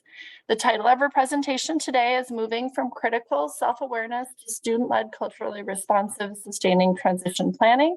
And I think it will be a nice culmination of the other two presenters that we heard from. And I'm looking forward to hearing from you. So thank you all for tuning in, and sit back and relax and enjoy. All right, thank you very much. So as I was saying, it's always hard to go last in a 3-hour event, but hopefully there will be enough interaction that we will make this interesting and the time just fly by. So just to kind of reiterate some of the pieces about who I am. As I mentioned, I was a special educator in continuation high schools and in specialized programs in both Oakland and San Francisco. And you'll see through this project and the different iterations, really how that impacted my view of what is most important for us as educators and also community members within our schools. So let me just see, there we go. So I'm just going to do a brief introduction that's going to come through stories as I present. I've changed my presentation a little bit because when I found out I couldn't break you out into groups to talk as well. And then also I stayed on, I think you probably saw me throughout because I wanted to hear what my colleagues were saying so I could make sure to use your time most effectively. And you had such great feedback from them. I also know that some of you are on phones versus laptops, so I know some of the print will be smaller, so I tried to adjust for that. So this right here is an example of this template that I created many years ago to help my students in Oakland get ready for transition. Transitioning into adulthood, transitioning back into their high schools, transitioning into 18 to 22 programs, but really to help them as they were going through and moving from teacher to teacher or teacher to outside agency, or even with their families, so that their families would know here are some of the things that they wanted to do. As you can see on this slide, it's gone through a lot of iterations. So back in 2002, that was about it was my fourth year in schools, but my second year as the official teacher. I was a paraprofessional, and I did see that we had some paras in the room. So I'm so excited about that because I think that you all are the touchstone to many of our students. And what I was realizing as I became the teacher of record for my students in Oakland was that I was asked to check off all these transition boxes. But that wasn't enough for my students. You know, yes, I could help them with their resume, but if they didn't know how to use that resume or how to develop it, then I wasn't really doing my job. The other thing I realized was that when my students' parents found out that, or family members, sometimes it was brothers, found out that I was doing, helping them create resumes, they asked if I would help them too. And so it became a whole community thing. And I would say, yeah, just, come in and, after class or school, and I'll help you with your resume. And I was helping parents create these same documents and printing them off for them. So really thinking about how we are conduits for a lot of transition support is really important. And I also realized that a lot of the IEP and ITP, I can use the acronyms with all of you, documents didn't really encapsulate all the beauty and the strengths and the assets that my students brought to the table. And then in 2006, I was actually at a conference, and I found out that in 2004, with the reauthorization of IDEA, that there was a thing called the Summary of Performance. Well, now I had been teaching for years, but I'd never heard of that document. And so and I heard about it because I went to a conference where they were talking about the importance of when students exited, that they had a document that was really accessible and made sense to them so they could advocate for themselves, which was a great idea, but I hadn't heard about it. And I'd been doing all the transition work with the district people for the last 4 years in Oakland, 5 years at that point. And so then I was like, you know what, we need to create culturally responsive self-determination. And I'll go into a little bit about what that means. By 2009, I had created the culturally responsive summary of performance training for the district, and also the CRSTP, which was my dissertation work back in 2007 to 2011. Now, you can see here from 2013 to 2023, this has gone through a whole bunch of iterations. And I've also changed it to be called the culturally responsive. Instead of student, I changed it to sustaining transition portfolio. And you can also see that the same portfolio, the same template has been used all around the world. So I know you already know this, so I'm not going to spend a whole lot of time on these pieces, but we're supposed to look at employment or prepare our youth for employment, education, and independent living. And before they exit school, we're supposed to mandate or provide them with the mandated summary of performance.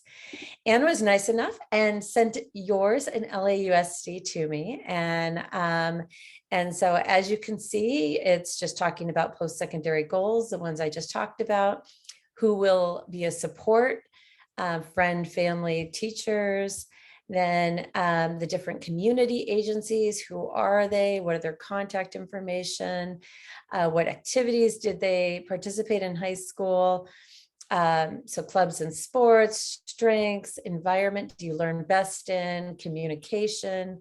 So this is really about self-advocacy. And then how are you impacted in these different areas? They sometimes call these kind of the functional areas. What's been tried in the past and what works for you best.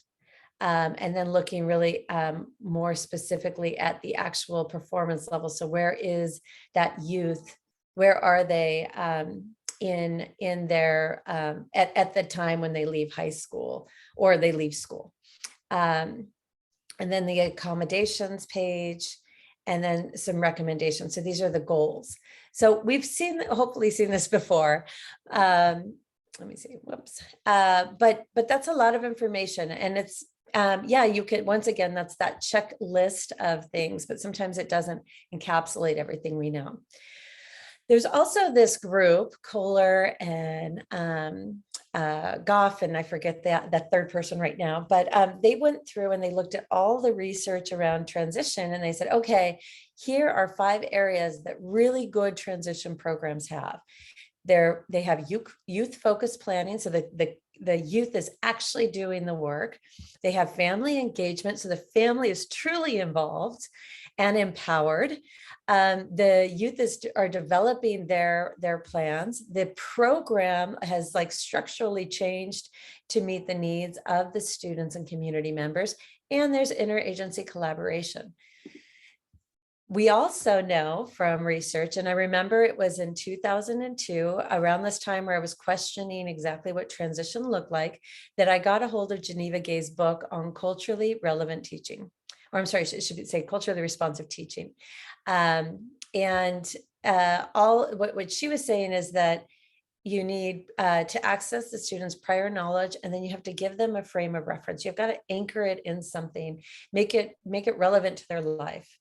You need teachers to critically self-assess and look at how they are relating to others. You have to look at curriculum choices and instructional choices that you're making. It's really important that we have high expectations and the intentional integration of culture, and that you honor the families and the community connection. Zaretta Hammond, I know, and Geneva Gay were both spoken about this morning. And so I know that you have some background knowledge of that. When we talk about self-determination, so that was Waymire, DC, and Ryan, a lot of the researchers realized that if you can get skills, or that your youth to develop these skills down here of goal setting, self-advocacy, self-evaluation, good decision-making, and problem solving, that they tend to do better after they leave, they move into adulthood. And then in 2012 is really when Paris first came out with this, this idea of culturally sustaining pedagogy. I just want to take a step back. So a lot of people had been talking in the 2000s to 2010 about the need for multicultural education and really honoring cultures within schools. What Paris did, he was actually a student of Latson Billings, who you may have heard about critical race theory and whatnot, and culturally relevant pedagogy. But what he said was this needs to evolve. So you'll notice that I have a plant here, and this plant always reminds me of Fibonacci's sequence, which is, kind of that evolutionary sequence of things building on top of each other. And that's what he did. He said, okay, and he and his colleague, Dr. Aleem, he said, we need to really look at assets. We have to know our intersectional identities. We need to create this sustainable, not just that it works for right now, but something that really builds over time and is really critical, that we're critically looking at our practices, but are also providing something for our youth. So I thought about this in relation to transition of, I loved my students. They're all my babies. And even today I get Facebook messages and Instagram messages from them because I really did become part of their life. But I haven't been there to help them with transition things since they graduated out of my program. But their students have. And so really like thinking about the importance of having the families, and whether it's blood family or the family that they consider their family, as part of this transition process is really important. That we need to also have that reciprocal relationship. Reciprocal means that not only I see you, but you see me. I feel seen, honored, and respected.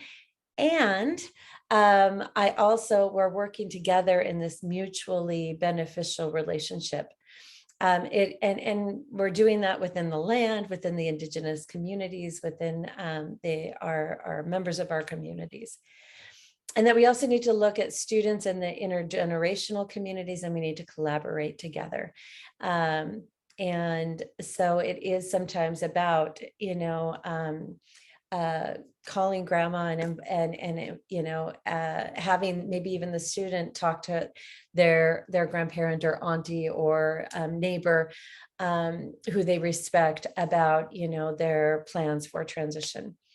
It's about also looking at those, taking the opportunities to examine oppression, false choices, and inward gaze, and both presenters today talked about the worse post-secondary outcomes, especially for students from historically marginalized communities or under-resourced communities. And so really thinking about how these the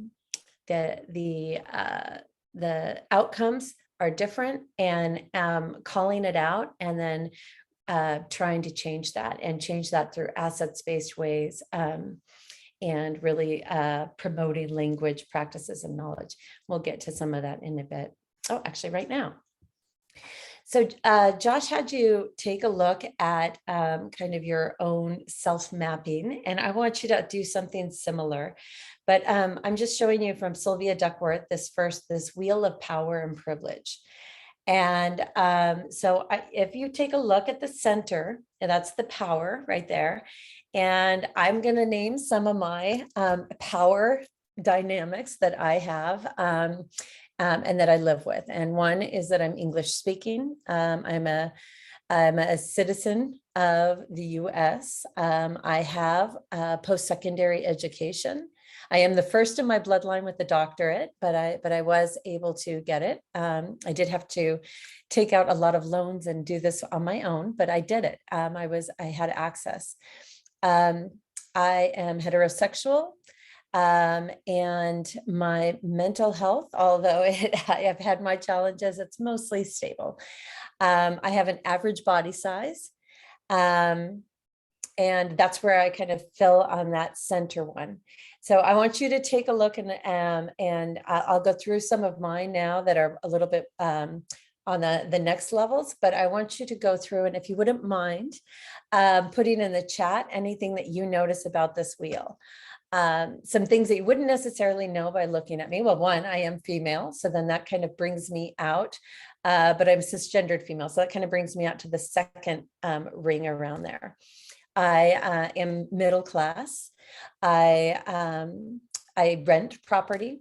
I have some neurodivergence, and I also have an autoimmune. So it's a kind of an invisible disability. So you can't look at me and see that I'm in pain at times, or that I am having different flares. But I definitely have been dealing with that my life. And then, kind of looking also at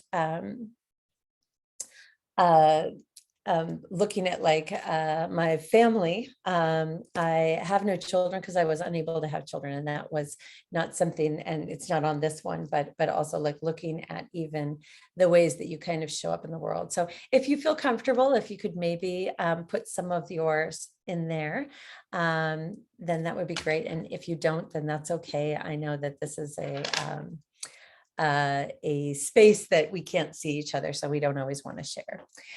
The next chart over is on the Capitol. And this is really around thinking about our students. When we talk about assets-based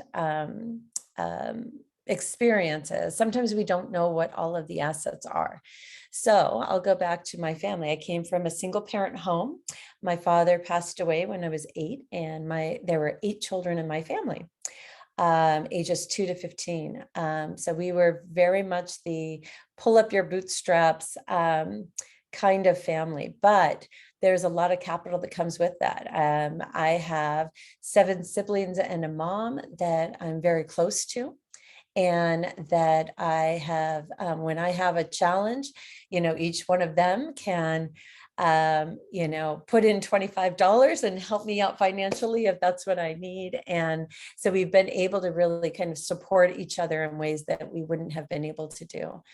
Navigationally, there were things that I didn't know, like the amount of loans that I took out for my education.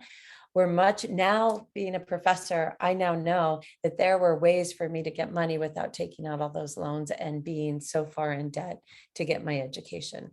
And so, having that navigational capital, like how to get through systems and how to apply, which schools to apply for and how to apply for them, would have been really important. I grew up in the church, or going to church, and so we had social capital within our church. And then I did go to a school where I was able to also get some networking done there, and I've continued that in my life, where I will pay to go to a conference so I can meet people like Josh, and also continue to grow in my understanding as well. And then linguistic capital, I do a lot of talks all around the world. And so I have learned conversationally, probably 50 different languages. And so, I can go into communities and I can try to at least communicate, listen, share my feelings and ideas, and learn from others. So you can see that some of these capitals aren't the regular, just the money or the wealth that we sometimes think about when we think about capital. And that our students also have these forms of capital. Another important one for our students is this resistance capital. And this is about the knowledge and skills and beliefs to disrupt the stereotypes that they may encounter, or assumptions that they may encounter when they get into the real world. So, all right. So once again, kind of looking at this culturally responsive and sustaining transition practices, just to know what it is that how it's different from our traditional transition. So traditionally, we talk about the American dream and how to be an individual, that you can decide everything that you want in your life. Oftentimes we're encouraging going to 4-year universities. We talk about that we're colorblind, or that we don't see race, and that there's so many opportunities now that it's not as big of a deal. When I know that white supremacy is a very strong term, but white supremacy is the term that we use to talk about when systems benefit white people or the dominant culture. And so we see that a lot of times in education. We see it in employment. We also see it in just even getting services. One of the times when I was having a medical issue, I spent 3 days on hold and calling different people and asking questions so that I was able to get services. But I knew who to call, how to ask the question, and I was able to take the time to take those 3 days to make those phone calls and go to those appointments. And I think a lot of times when we think about our students, especially those that might have medical issues or medical needs, we forget how it's almost a full-time job at times. And so really thinking about how this system, even knowing how to use, the app for Kaiser can be a bit of a headache at times. So, all right. And then we have that once again, I talked about that checklist of tasks and that it's really about compliance. Did I fill out all the right forms, or is, are we going to be considered is the IEP out of compliance because I missed something? And then it's very much teacher led. So the transition plan is like, okay, here's the teacher, and the teachers or the educators love their students, and that's why they take the lead on this. But oftentimes when we take the lead on things, when we're gone, then they also don't continue. But a culturally responsive and sustaining transition, it includes everybody. It honors all the different voices. It reaches out to hear from the different people who might be impacted. There's multiple pathways. One of the articles that I was reading recently was looking at how we don't have enough people that are being trained in the trade skills. So like driving a forklift or,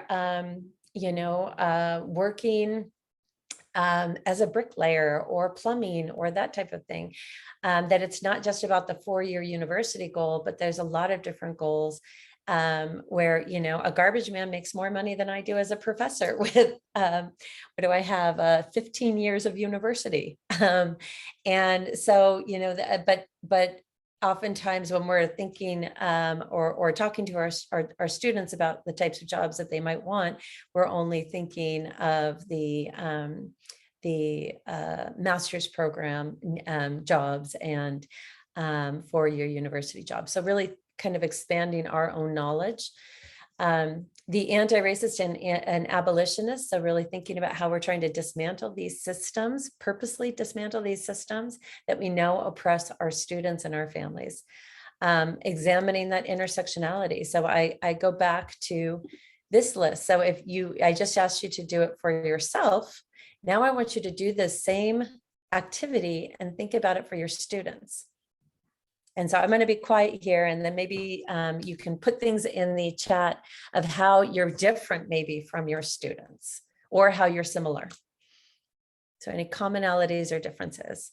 And I saw that we have a few people who have, and if you want to also send it to me privately, you should be able to send it privately if you don't want to put out your intersectionality, by the way. So yeah, so I see some linguistic either differences or similarities. I see second language learner. I see socioeconomic status and access to information.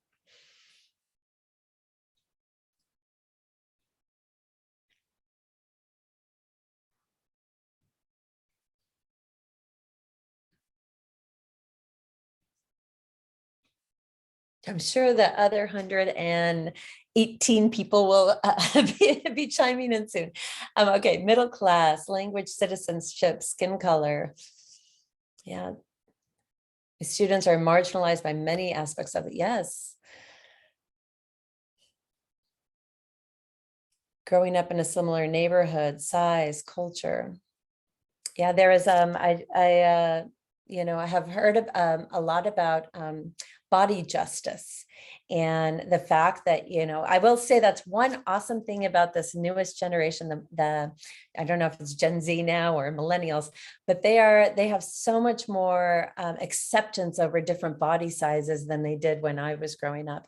And it's really beautiful. And so that's another asset of this younger generation, that they actually have more body justice, and they talk about dismantling oppressive systems around bodies. I see culture, neighborhood, background, expectations, first generation to go to school, disability, deaf culture, social media culture, yeah, these are all really important, and really realizing how you are similar or different is, you know, it can be a connector for you and your students.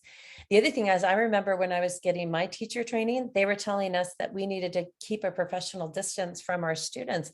And that's not necessarily, I mean, yes, we still need to be professional, but we can actually be human too. And I think that that's a nice shift that we've made in education, is really be, you know, letting our students know who we are, you know, letting them know that we have a learning disability, or challenges that we've had on discrimination. So really examining that intersectionality and how it plays out for everybody, and addressing the inequities when we see them. So, you know, working with our students of, oh, you feel like you want to join the AP class, and you were told that you weren't allowed to, or you know, and I'm just kind of throwing this out as a and as an example. Well, let's see what we can do about you know, getting you in there, and what steps do you need to take. When I was a teacher, I remember in San Francisco, I used to hold a college and career day. And I brought in even Kamala Harris and Gavin Newsom came in, and they talked to my students, and trust me, my students called them out. They said, listen, you keep complaining about how there's all this crime and that kids are no good, but you close down the community centers and you don't fund them, and you make it so that, you know, we lost 2 of our workers because they had, you know, they couldn't pay them. And so if you really want to see things change, then you have to invest in our community. And that was out of the mouths of babes, you know. And so it's one of those things where addressing these inequities, bringing our leaders in to talk to our students and to our teachers and our paraprofessionals can be such a powerful way to get your students to become advocates for themselves. And you know, honoring members of the community at these fairs. The first people I reached out to were actually the families. Like, hey, you're doing the custodial services at UCSF. Can you come in and talk about how did you get that job? What training did you need? You know, how can you get involved? We had people who were in unions. How do you get involved in unions?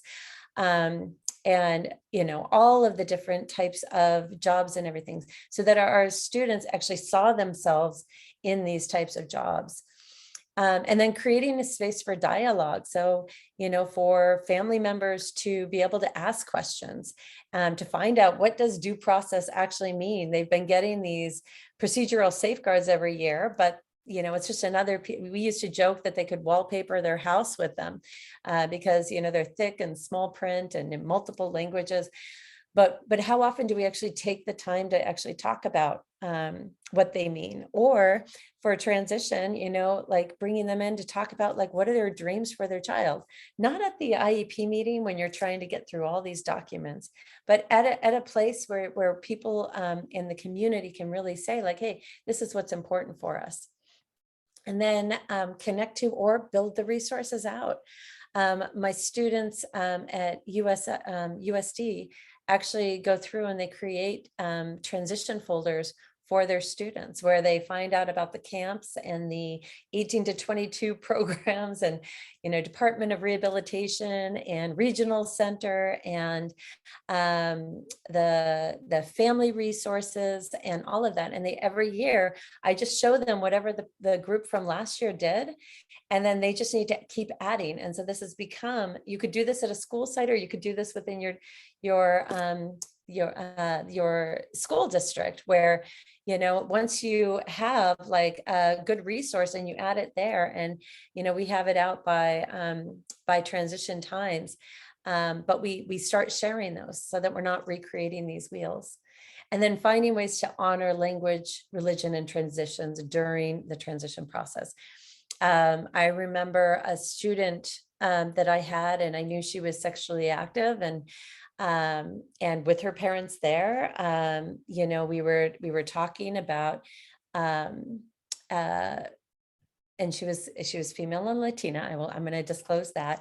And I said, and we were talking about how she had missed school due to her period causing such bad cramps. And I said, well, when I was young, I actually went on birth control for exactly that reason.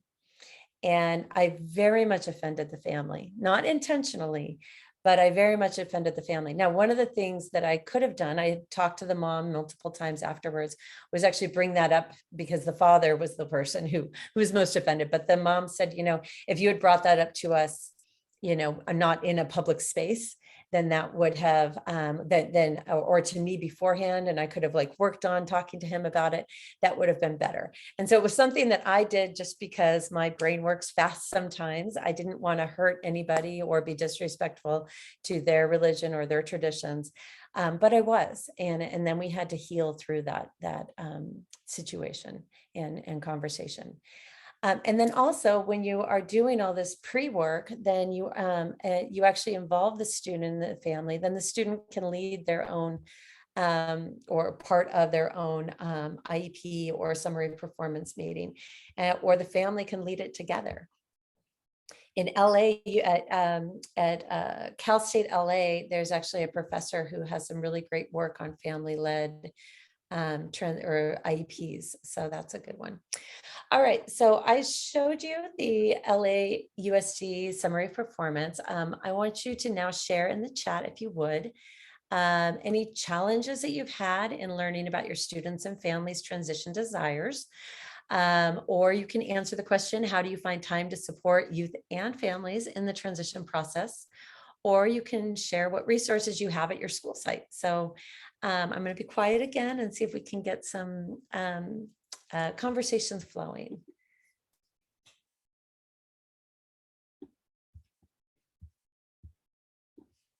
Students and parents not being on the same page, students and families' desires can be different. Yeah, that's also another important thing about finding this out and really starting this conversation, because I have done lots of interviews where I ask the student, I ask the family, and it's an absolutely different response. And so kind of bringing everybody on the same page and then helping students advocate for what they want.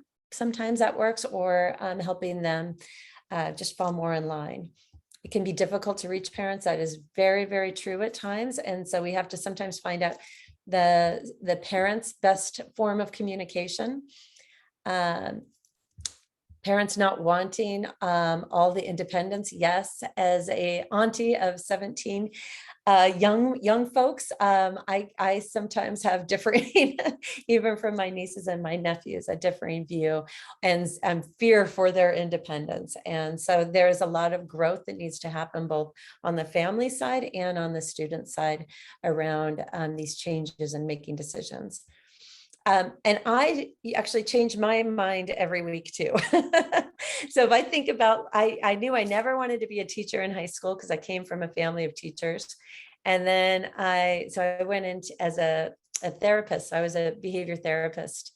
And then that's how I got into districts. And then I found out that the students with IEP sometimes were getting the least support and the least engaging education. And that's how I became a teacher. Is I was like, wait, I think that if we did it in this way, then it could be really, really effective and engaging for students. And then I started changing the way that we were teaching classes. And then I found out I was good at teaching. And so then I moved down to California to become a teacher. So time is such a hard thing to do. And so one of the things that I'm going to show you with this tool here is how we can kind of hand off some of the responsibilities. So it's not just us doing it, but giving students a resource that we kind of check in, or we do as a whole class, or that they do even with their families. Parents not letting their kids become more independent. Parents want safe jobs like an office. Students want to be an electrician. So sometimes that's about education. Like I said, electricians and plumbers make more than I do. So sometimes we need to, kind of educate about those pathways and learn about them ourselves too. Practical support, students feeling empowered, parents not believing what student is doing. Having different expectations. being receptive to change. Yeah, sometimes we have to think about this in the long game. And so one of the things that you'll also see with the tool, and I'm showing you, is if we could start this in elementary, then sometimes, and then continue to revisit this, that sometimes that can help with like not being receptive to change. Is that just because you say my goal is to become an electrician today, next week it might be a teacher. And so it's like having that fluidity in the transition planning can be really important. Single parents, no parents, live in poverty. I worked with a lot of homeless youth, and I actually saw a lot of educationally predatory practices happening with for-profit institutions, connecting with students who were in foster care or homeless, or in foster care, because they had the CHESP grant. And so then they would get them to sign all these, loans and grants off. And then they weren't successful after high school. And so really educating them about what's the difference between community college, a for-profit institution, a four-year college, working at, forgetting the name right now, but as in like an internship, that type of thing. But there's an actual specific name for some of these things. So when you don't even have dinner at home, sometimes your transition planning isn't necessarily part of it. Yes, we've got college advisors, parents having different ideas, helping our students take initiative, communities and schools. So really building those communities. And then also, I know some of you mentioned that you were working with students with more intense disabilities. And so sometimes the conversation is around conservatorships for parents, and that, and what areas the conservatorships might apply. At 18, every student becomes in charge of their own IEP, right? Unless they sign off to say, okay, I want my family member to have educational rights. That's a big deal, and so, or health rights. And so how can we educate our families, earlier, so that they know to expect this and the students. Daily living skills, advertise in Spanish channels. Yes. All right. These are all a lot of really great things. So once again, as I mentioned, that we now have the culturally responsive and sustaining transition, I should say portfolio. Whoops, I make mistakes too. And that it's really versatile, that it's helpful if we kind of start earlier talking to kids about their transition, and that they continue to revisit this. That it is completed by the student with assistance from the school staff and the family. As I mentioned before, this document was really, or this template was created based on the ITP and the SOP. So it aligns with both of those. It's got the self-determination skills, the culturally responsive practices. I have 3 different versions. So that's one of the things that ended up happening, is that over time, it started with just the secondary one. And then I realized, hey, this has to start sooner. So I made the elementary. And then I realized, you know what, a functional IEP is a little different. And so I need to shift it a bit again. So here's some examples that I'm going to show you. And I'm going to have you actually complete one of the activities, so that we're doing this. So here's an example of the secondary one. So this is, you can see, who am I, and they kind of write their strengths, interests, school, like interest in school, like continuing to talk about who they are. They've been in the US for 12 years, their culture, their needs. So I prefer to work individually. I don't mind the use of technology. I learn best in person. Goals after high school. So these are big goals, so long-term goals. And then looking more specifically at each one of their writing. Now, when you see the template, you're going to see that it doesn't look like this. This student actually went through to build their own. And so that was nice. So this is my emotional reality. So like looking at their current stressors, and then how do they cope with that stress? A day in the life. So, kind of, and they even changed their title. So I described myself as antisocial. I don't want to meet other people. And then staying connected. So this is, knowing that you're part of your community, and then long-term and short-term goals. Let's see. And then I have another example here of a secondary one that you can see. If it loads, there we go. We've got Jane. And, the preferences and needs. So this is that spin, strengths, preferences, interests and needs, the culture, and then ability. She actually wrote about her having fetal alcohol syndrome, high functioning autism, and what that means. So that wasn't just labels that were there, but then actually what that means for her. The other thing that I found interesting when I, over the years, is that oftentimes when I ask students with IEPs, why do you have an IEP? They're like, oh, I don't know. They just give it to me. And I said, well, what, how do you qualify? And they say, well, I don't have a disability and all of that. And so I think there's a real need for us as educators to help people realize, like, kind of take the stigma away from having differences by actually talking about what their differences mean. So if I weren't born in the 70s, I probably would have been diagnosed with ADD or ADHD and childhood depression. But we didn't do that back then. We just kind of, I went to Catholic school for a while. So I just got hit with rulers and, told that I needed to do better and shamed in a lot of ways. That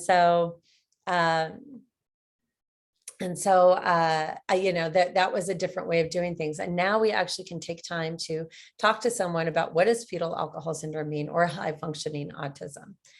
I see the question, where do students draw information to complete these? Well, they draw information from all of the different records that are there, from conversations. I actually, for my students, I often went through their IEP fully with them, so that they could actually present at their IEP meetings. These aren't easy conversations to have. I'm not going to minimize that, but I do think, just like it's important for me medically to know what's going on for me, I think it's important for students to understand to the level that their ability will allow them to, exactly where they are. So all of this is just about the student. Now, if the student wanted to write on here that they didn't have a disability, that's okay, because this is their document. And as you revisit it, they will get more and more comfortable as they see their peers. If you're doing this for a whole class, as they see their peers being vulnerable, then they also tend to be more vulnerable. So this isn't something that you can do in the first week. This is something that you do over the year or years that they are in your programs. I love this one. What do you do when you're stressed? I think I shut down and I get really down on myself. I cry and I don't know how to manage it. How well do you feel you deal with stress? I don't think I deal with it well. I feel like my family has a lot to deal with, so I internalize a lot. This is what the student wrote. This is an opportunity for us to be use trauma-informed approaches to start providing some skills around that student in getting the supports that they need. So if this were my student, the next question I would have them are, what are some resources and supports you can do when you're feeling down or stressed? And then I would have them go through and find those, and so that they had a hotline to call, and they learned some breathing, or meditation practices. And then this overcoming adversity. So talking about differing abilities and what they will do. So I'm going to go back to this. So I'm going to, because I'm looking at my time, I'm going to skip through. And if you look on the resource page, you will see that there are the elementary, secondary, and functional templates.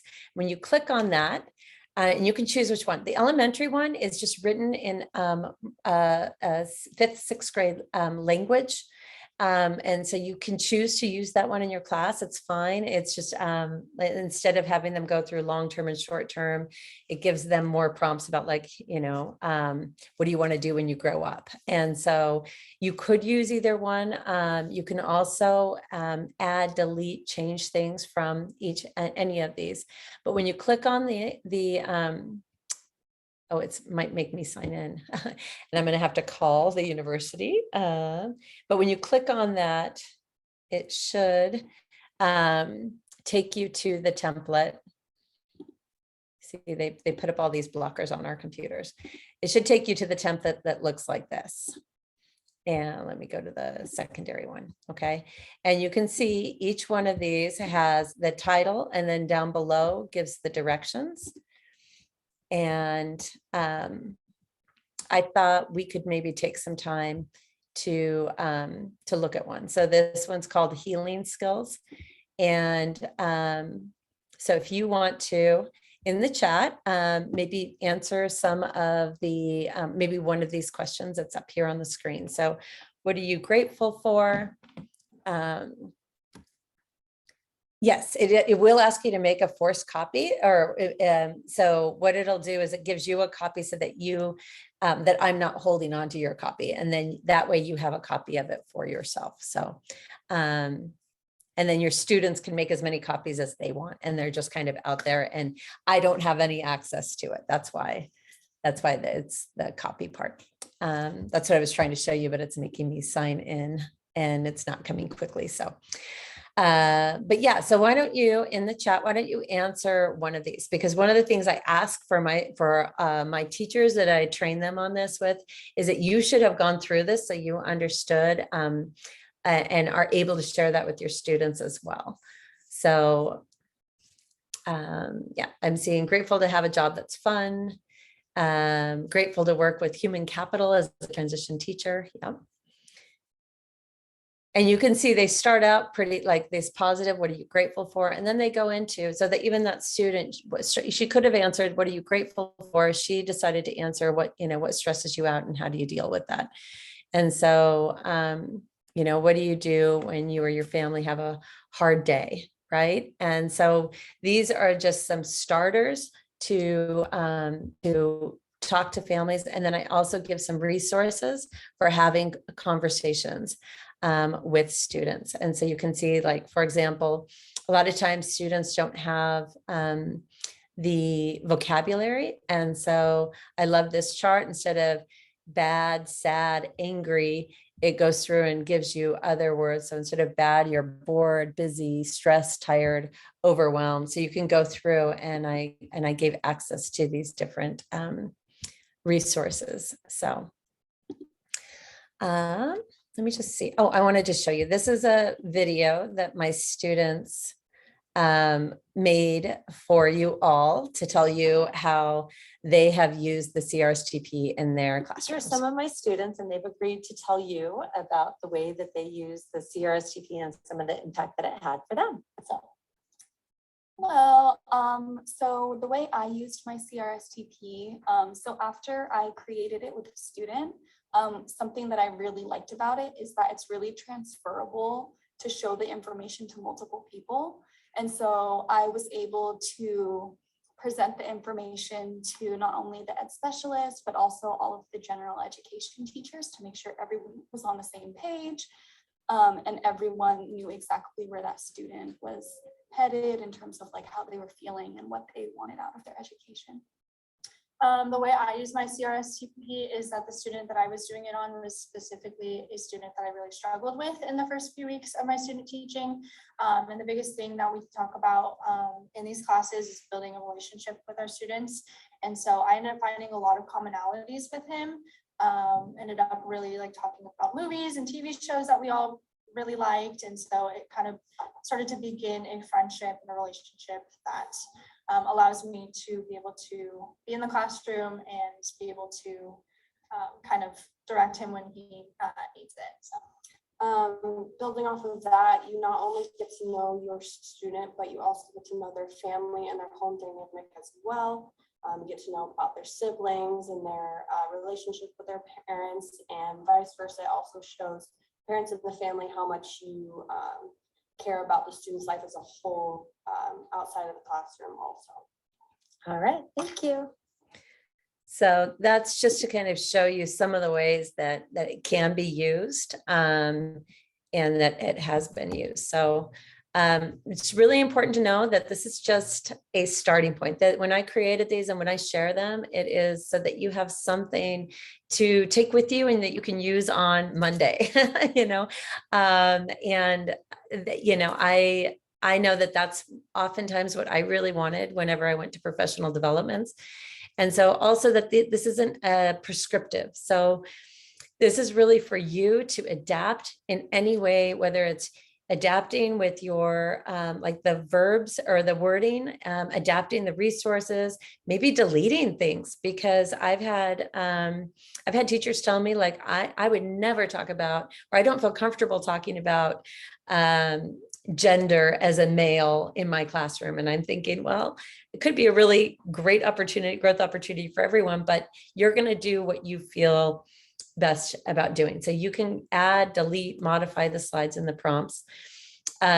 You can, you know, really look at the timeline. So you could actually give this to family members and then have them follow the student as they move programs. You can personalize it with pictures, colors, themes. You can challenge it, you know, the revisiting sensitive topics, or having teachable moments, or creating lessons based on what's there.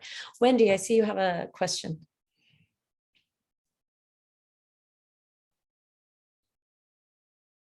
Oh. Yeah, I saw the hand up as well. I gave permission to talk. So if it might have been an error, but Okay. If you have something, feel free to just unmute and speak. But now I just want, I know that we didn't get to go through it and we're coming close on time. But is there any way that you could see yourself using this? And so, let me see, boom. Oh, and I just wanted to show you some examples from each one of the different levels, and you can click on that hyperlink and take a look at the full example. But do you see any way that you would use this with your students? What would you add? What would you not use? What challenges do you foresee? Or how would you revise to meet the changing needs of your students and families? All right, looks like some people will use it. I have my email listed, and I would love any feedback, or if you even want to just reach out to me ever and say, could you, can we talk about this? Or I just use this resource. You should add it to the template. I would love to add things to the template for people, because I do think that this is just a starting point. But I love the fact that this is, I was able to do this in all of my classes. So I over my years, I actually had students from around the continuation high school say, hey, I heard that you help people plan for life after high school. Will you help me? And these are kids without IEPs. And I was like, yeah, come. And so I actually ended up creating a optional class after school once a week, where students came and they worked on this, and we invited in guest speakers, and we did presentations to the principal and everything. And it just really gave them a lot of empowerment, and that they mattered and that someone cared. So some of the barriers are still that time is a barrier. People are anxious about having courageous conversations or brave conversations. That a lot of the age appropriate assessments are biased, and we have to look out for that. You will see some links to some assessments, and the Zaro Center from earlier today, they have a lot of great assessment resources. Educators not understanding transition information, like what does it mean to move from an IEP to ADA services? Collaboration opportunities, that you want to do all these things, but you're not always having the time, and then language. And so that's also why, if you want the Spanish one, I can give that to you too. It is shorter, but we do have one that's been translated. The benefits is that it's user-friendly, it's engaging and motivating for all the stakeholders or partners, it's connecting and building relationships, insight into the individualized, personalized planning, culturally responsive, beyond boxes, that there's choice, that it's critically reflective, and that the students have the ownership of this. It's in a slide deck, and as long as they download it, that it's theirs. So just email me and I'll make sure to get you any of the information I can. I so adore and appreciate all of you who have taken your Saturday to be with us today and learn and talk and share.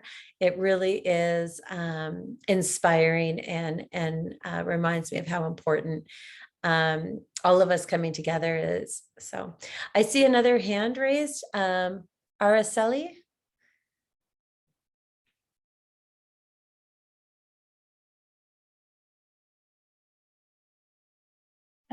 I'm scrolling. For some reason, it's not sorting up. It said that It went down again, so it Oh, looks like. okay. Yeah, it's fine. That happens a lot. So I'm sure she was going to say something complimentary, but thank you so much. I feel like I can feel like through the screen. It's funny how you can feel someone's energy even through a Zoom, but I can just feel the passion that you have for students. I wish you could be my teacher. So I really love all the resources that you shared. I love how vulnerable you were with us. I know sometimes, like, again, through Zoom, like you shared your whole wheel and you shared all of that stuff. And so some people, were putting it in chat and others weren't, and that's okay. But I appreciate that you were so open and honest with us and shared your vulnerabilities. And I think I can tell you're passionate about this, and I think you've inspired all of us. And I love this, those templates that you shared. I can't wait to dive into those a little bit deeper. So thank you for sharing all of that. And for all of you being here today, thank you for being active participants and checking out the resources organizer. Again, all those slide decks are in there, each of the 3 presenters' contact info and their resources are in there. Also up at the very top is the link to our feedback survey. If you can take just a couple minutes, there's only a few questions. That really helps us know what you're thinking for future presentations, and it helps me when I give feedback to the presenters from today. So thank you. And for those of you that are with CTCs, we'll be sending the Zoom attendance report from today. So there's no extra sign-in needed or anything. We're able to run that report and be able to report back exactly time-stamped what minutes you were in attendance for today. So don't worry about that. So I do want to just, if you don't mind, somebody wrote you invited Gavin Newsom to your class. So he was actually mayor of San Francisco at this point, and we got coffee at Starbucks at the same time, multiple days. So the first time I saw him, I was a little starstruck. He's got a very large presence. And then after that, I was like, hey, you're here again. And I will say one of the reasons why even Kamala Harris came, our vice president was there, was because I asked. And you have Father Boyle, who does the Homies Project in LA. He just came and spoke at a conference. I was at LMU last weekend. And when people are like, how do you know all these people?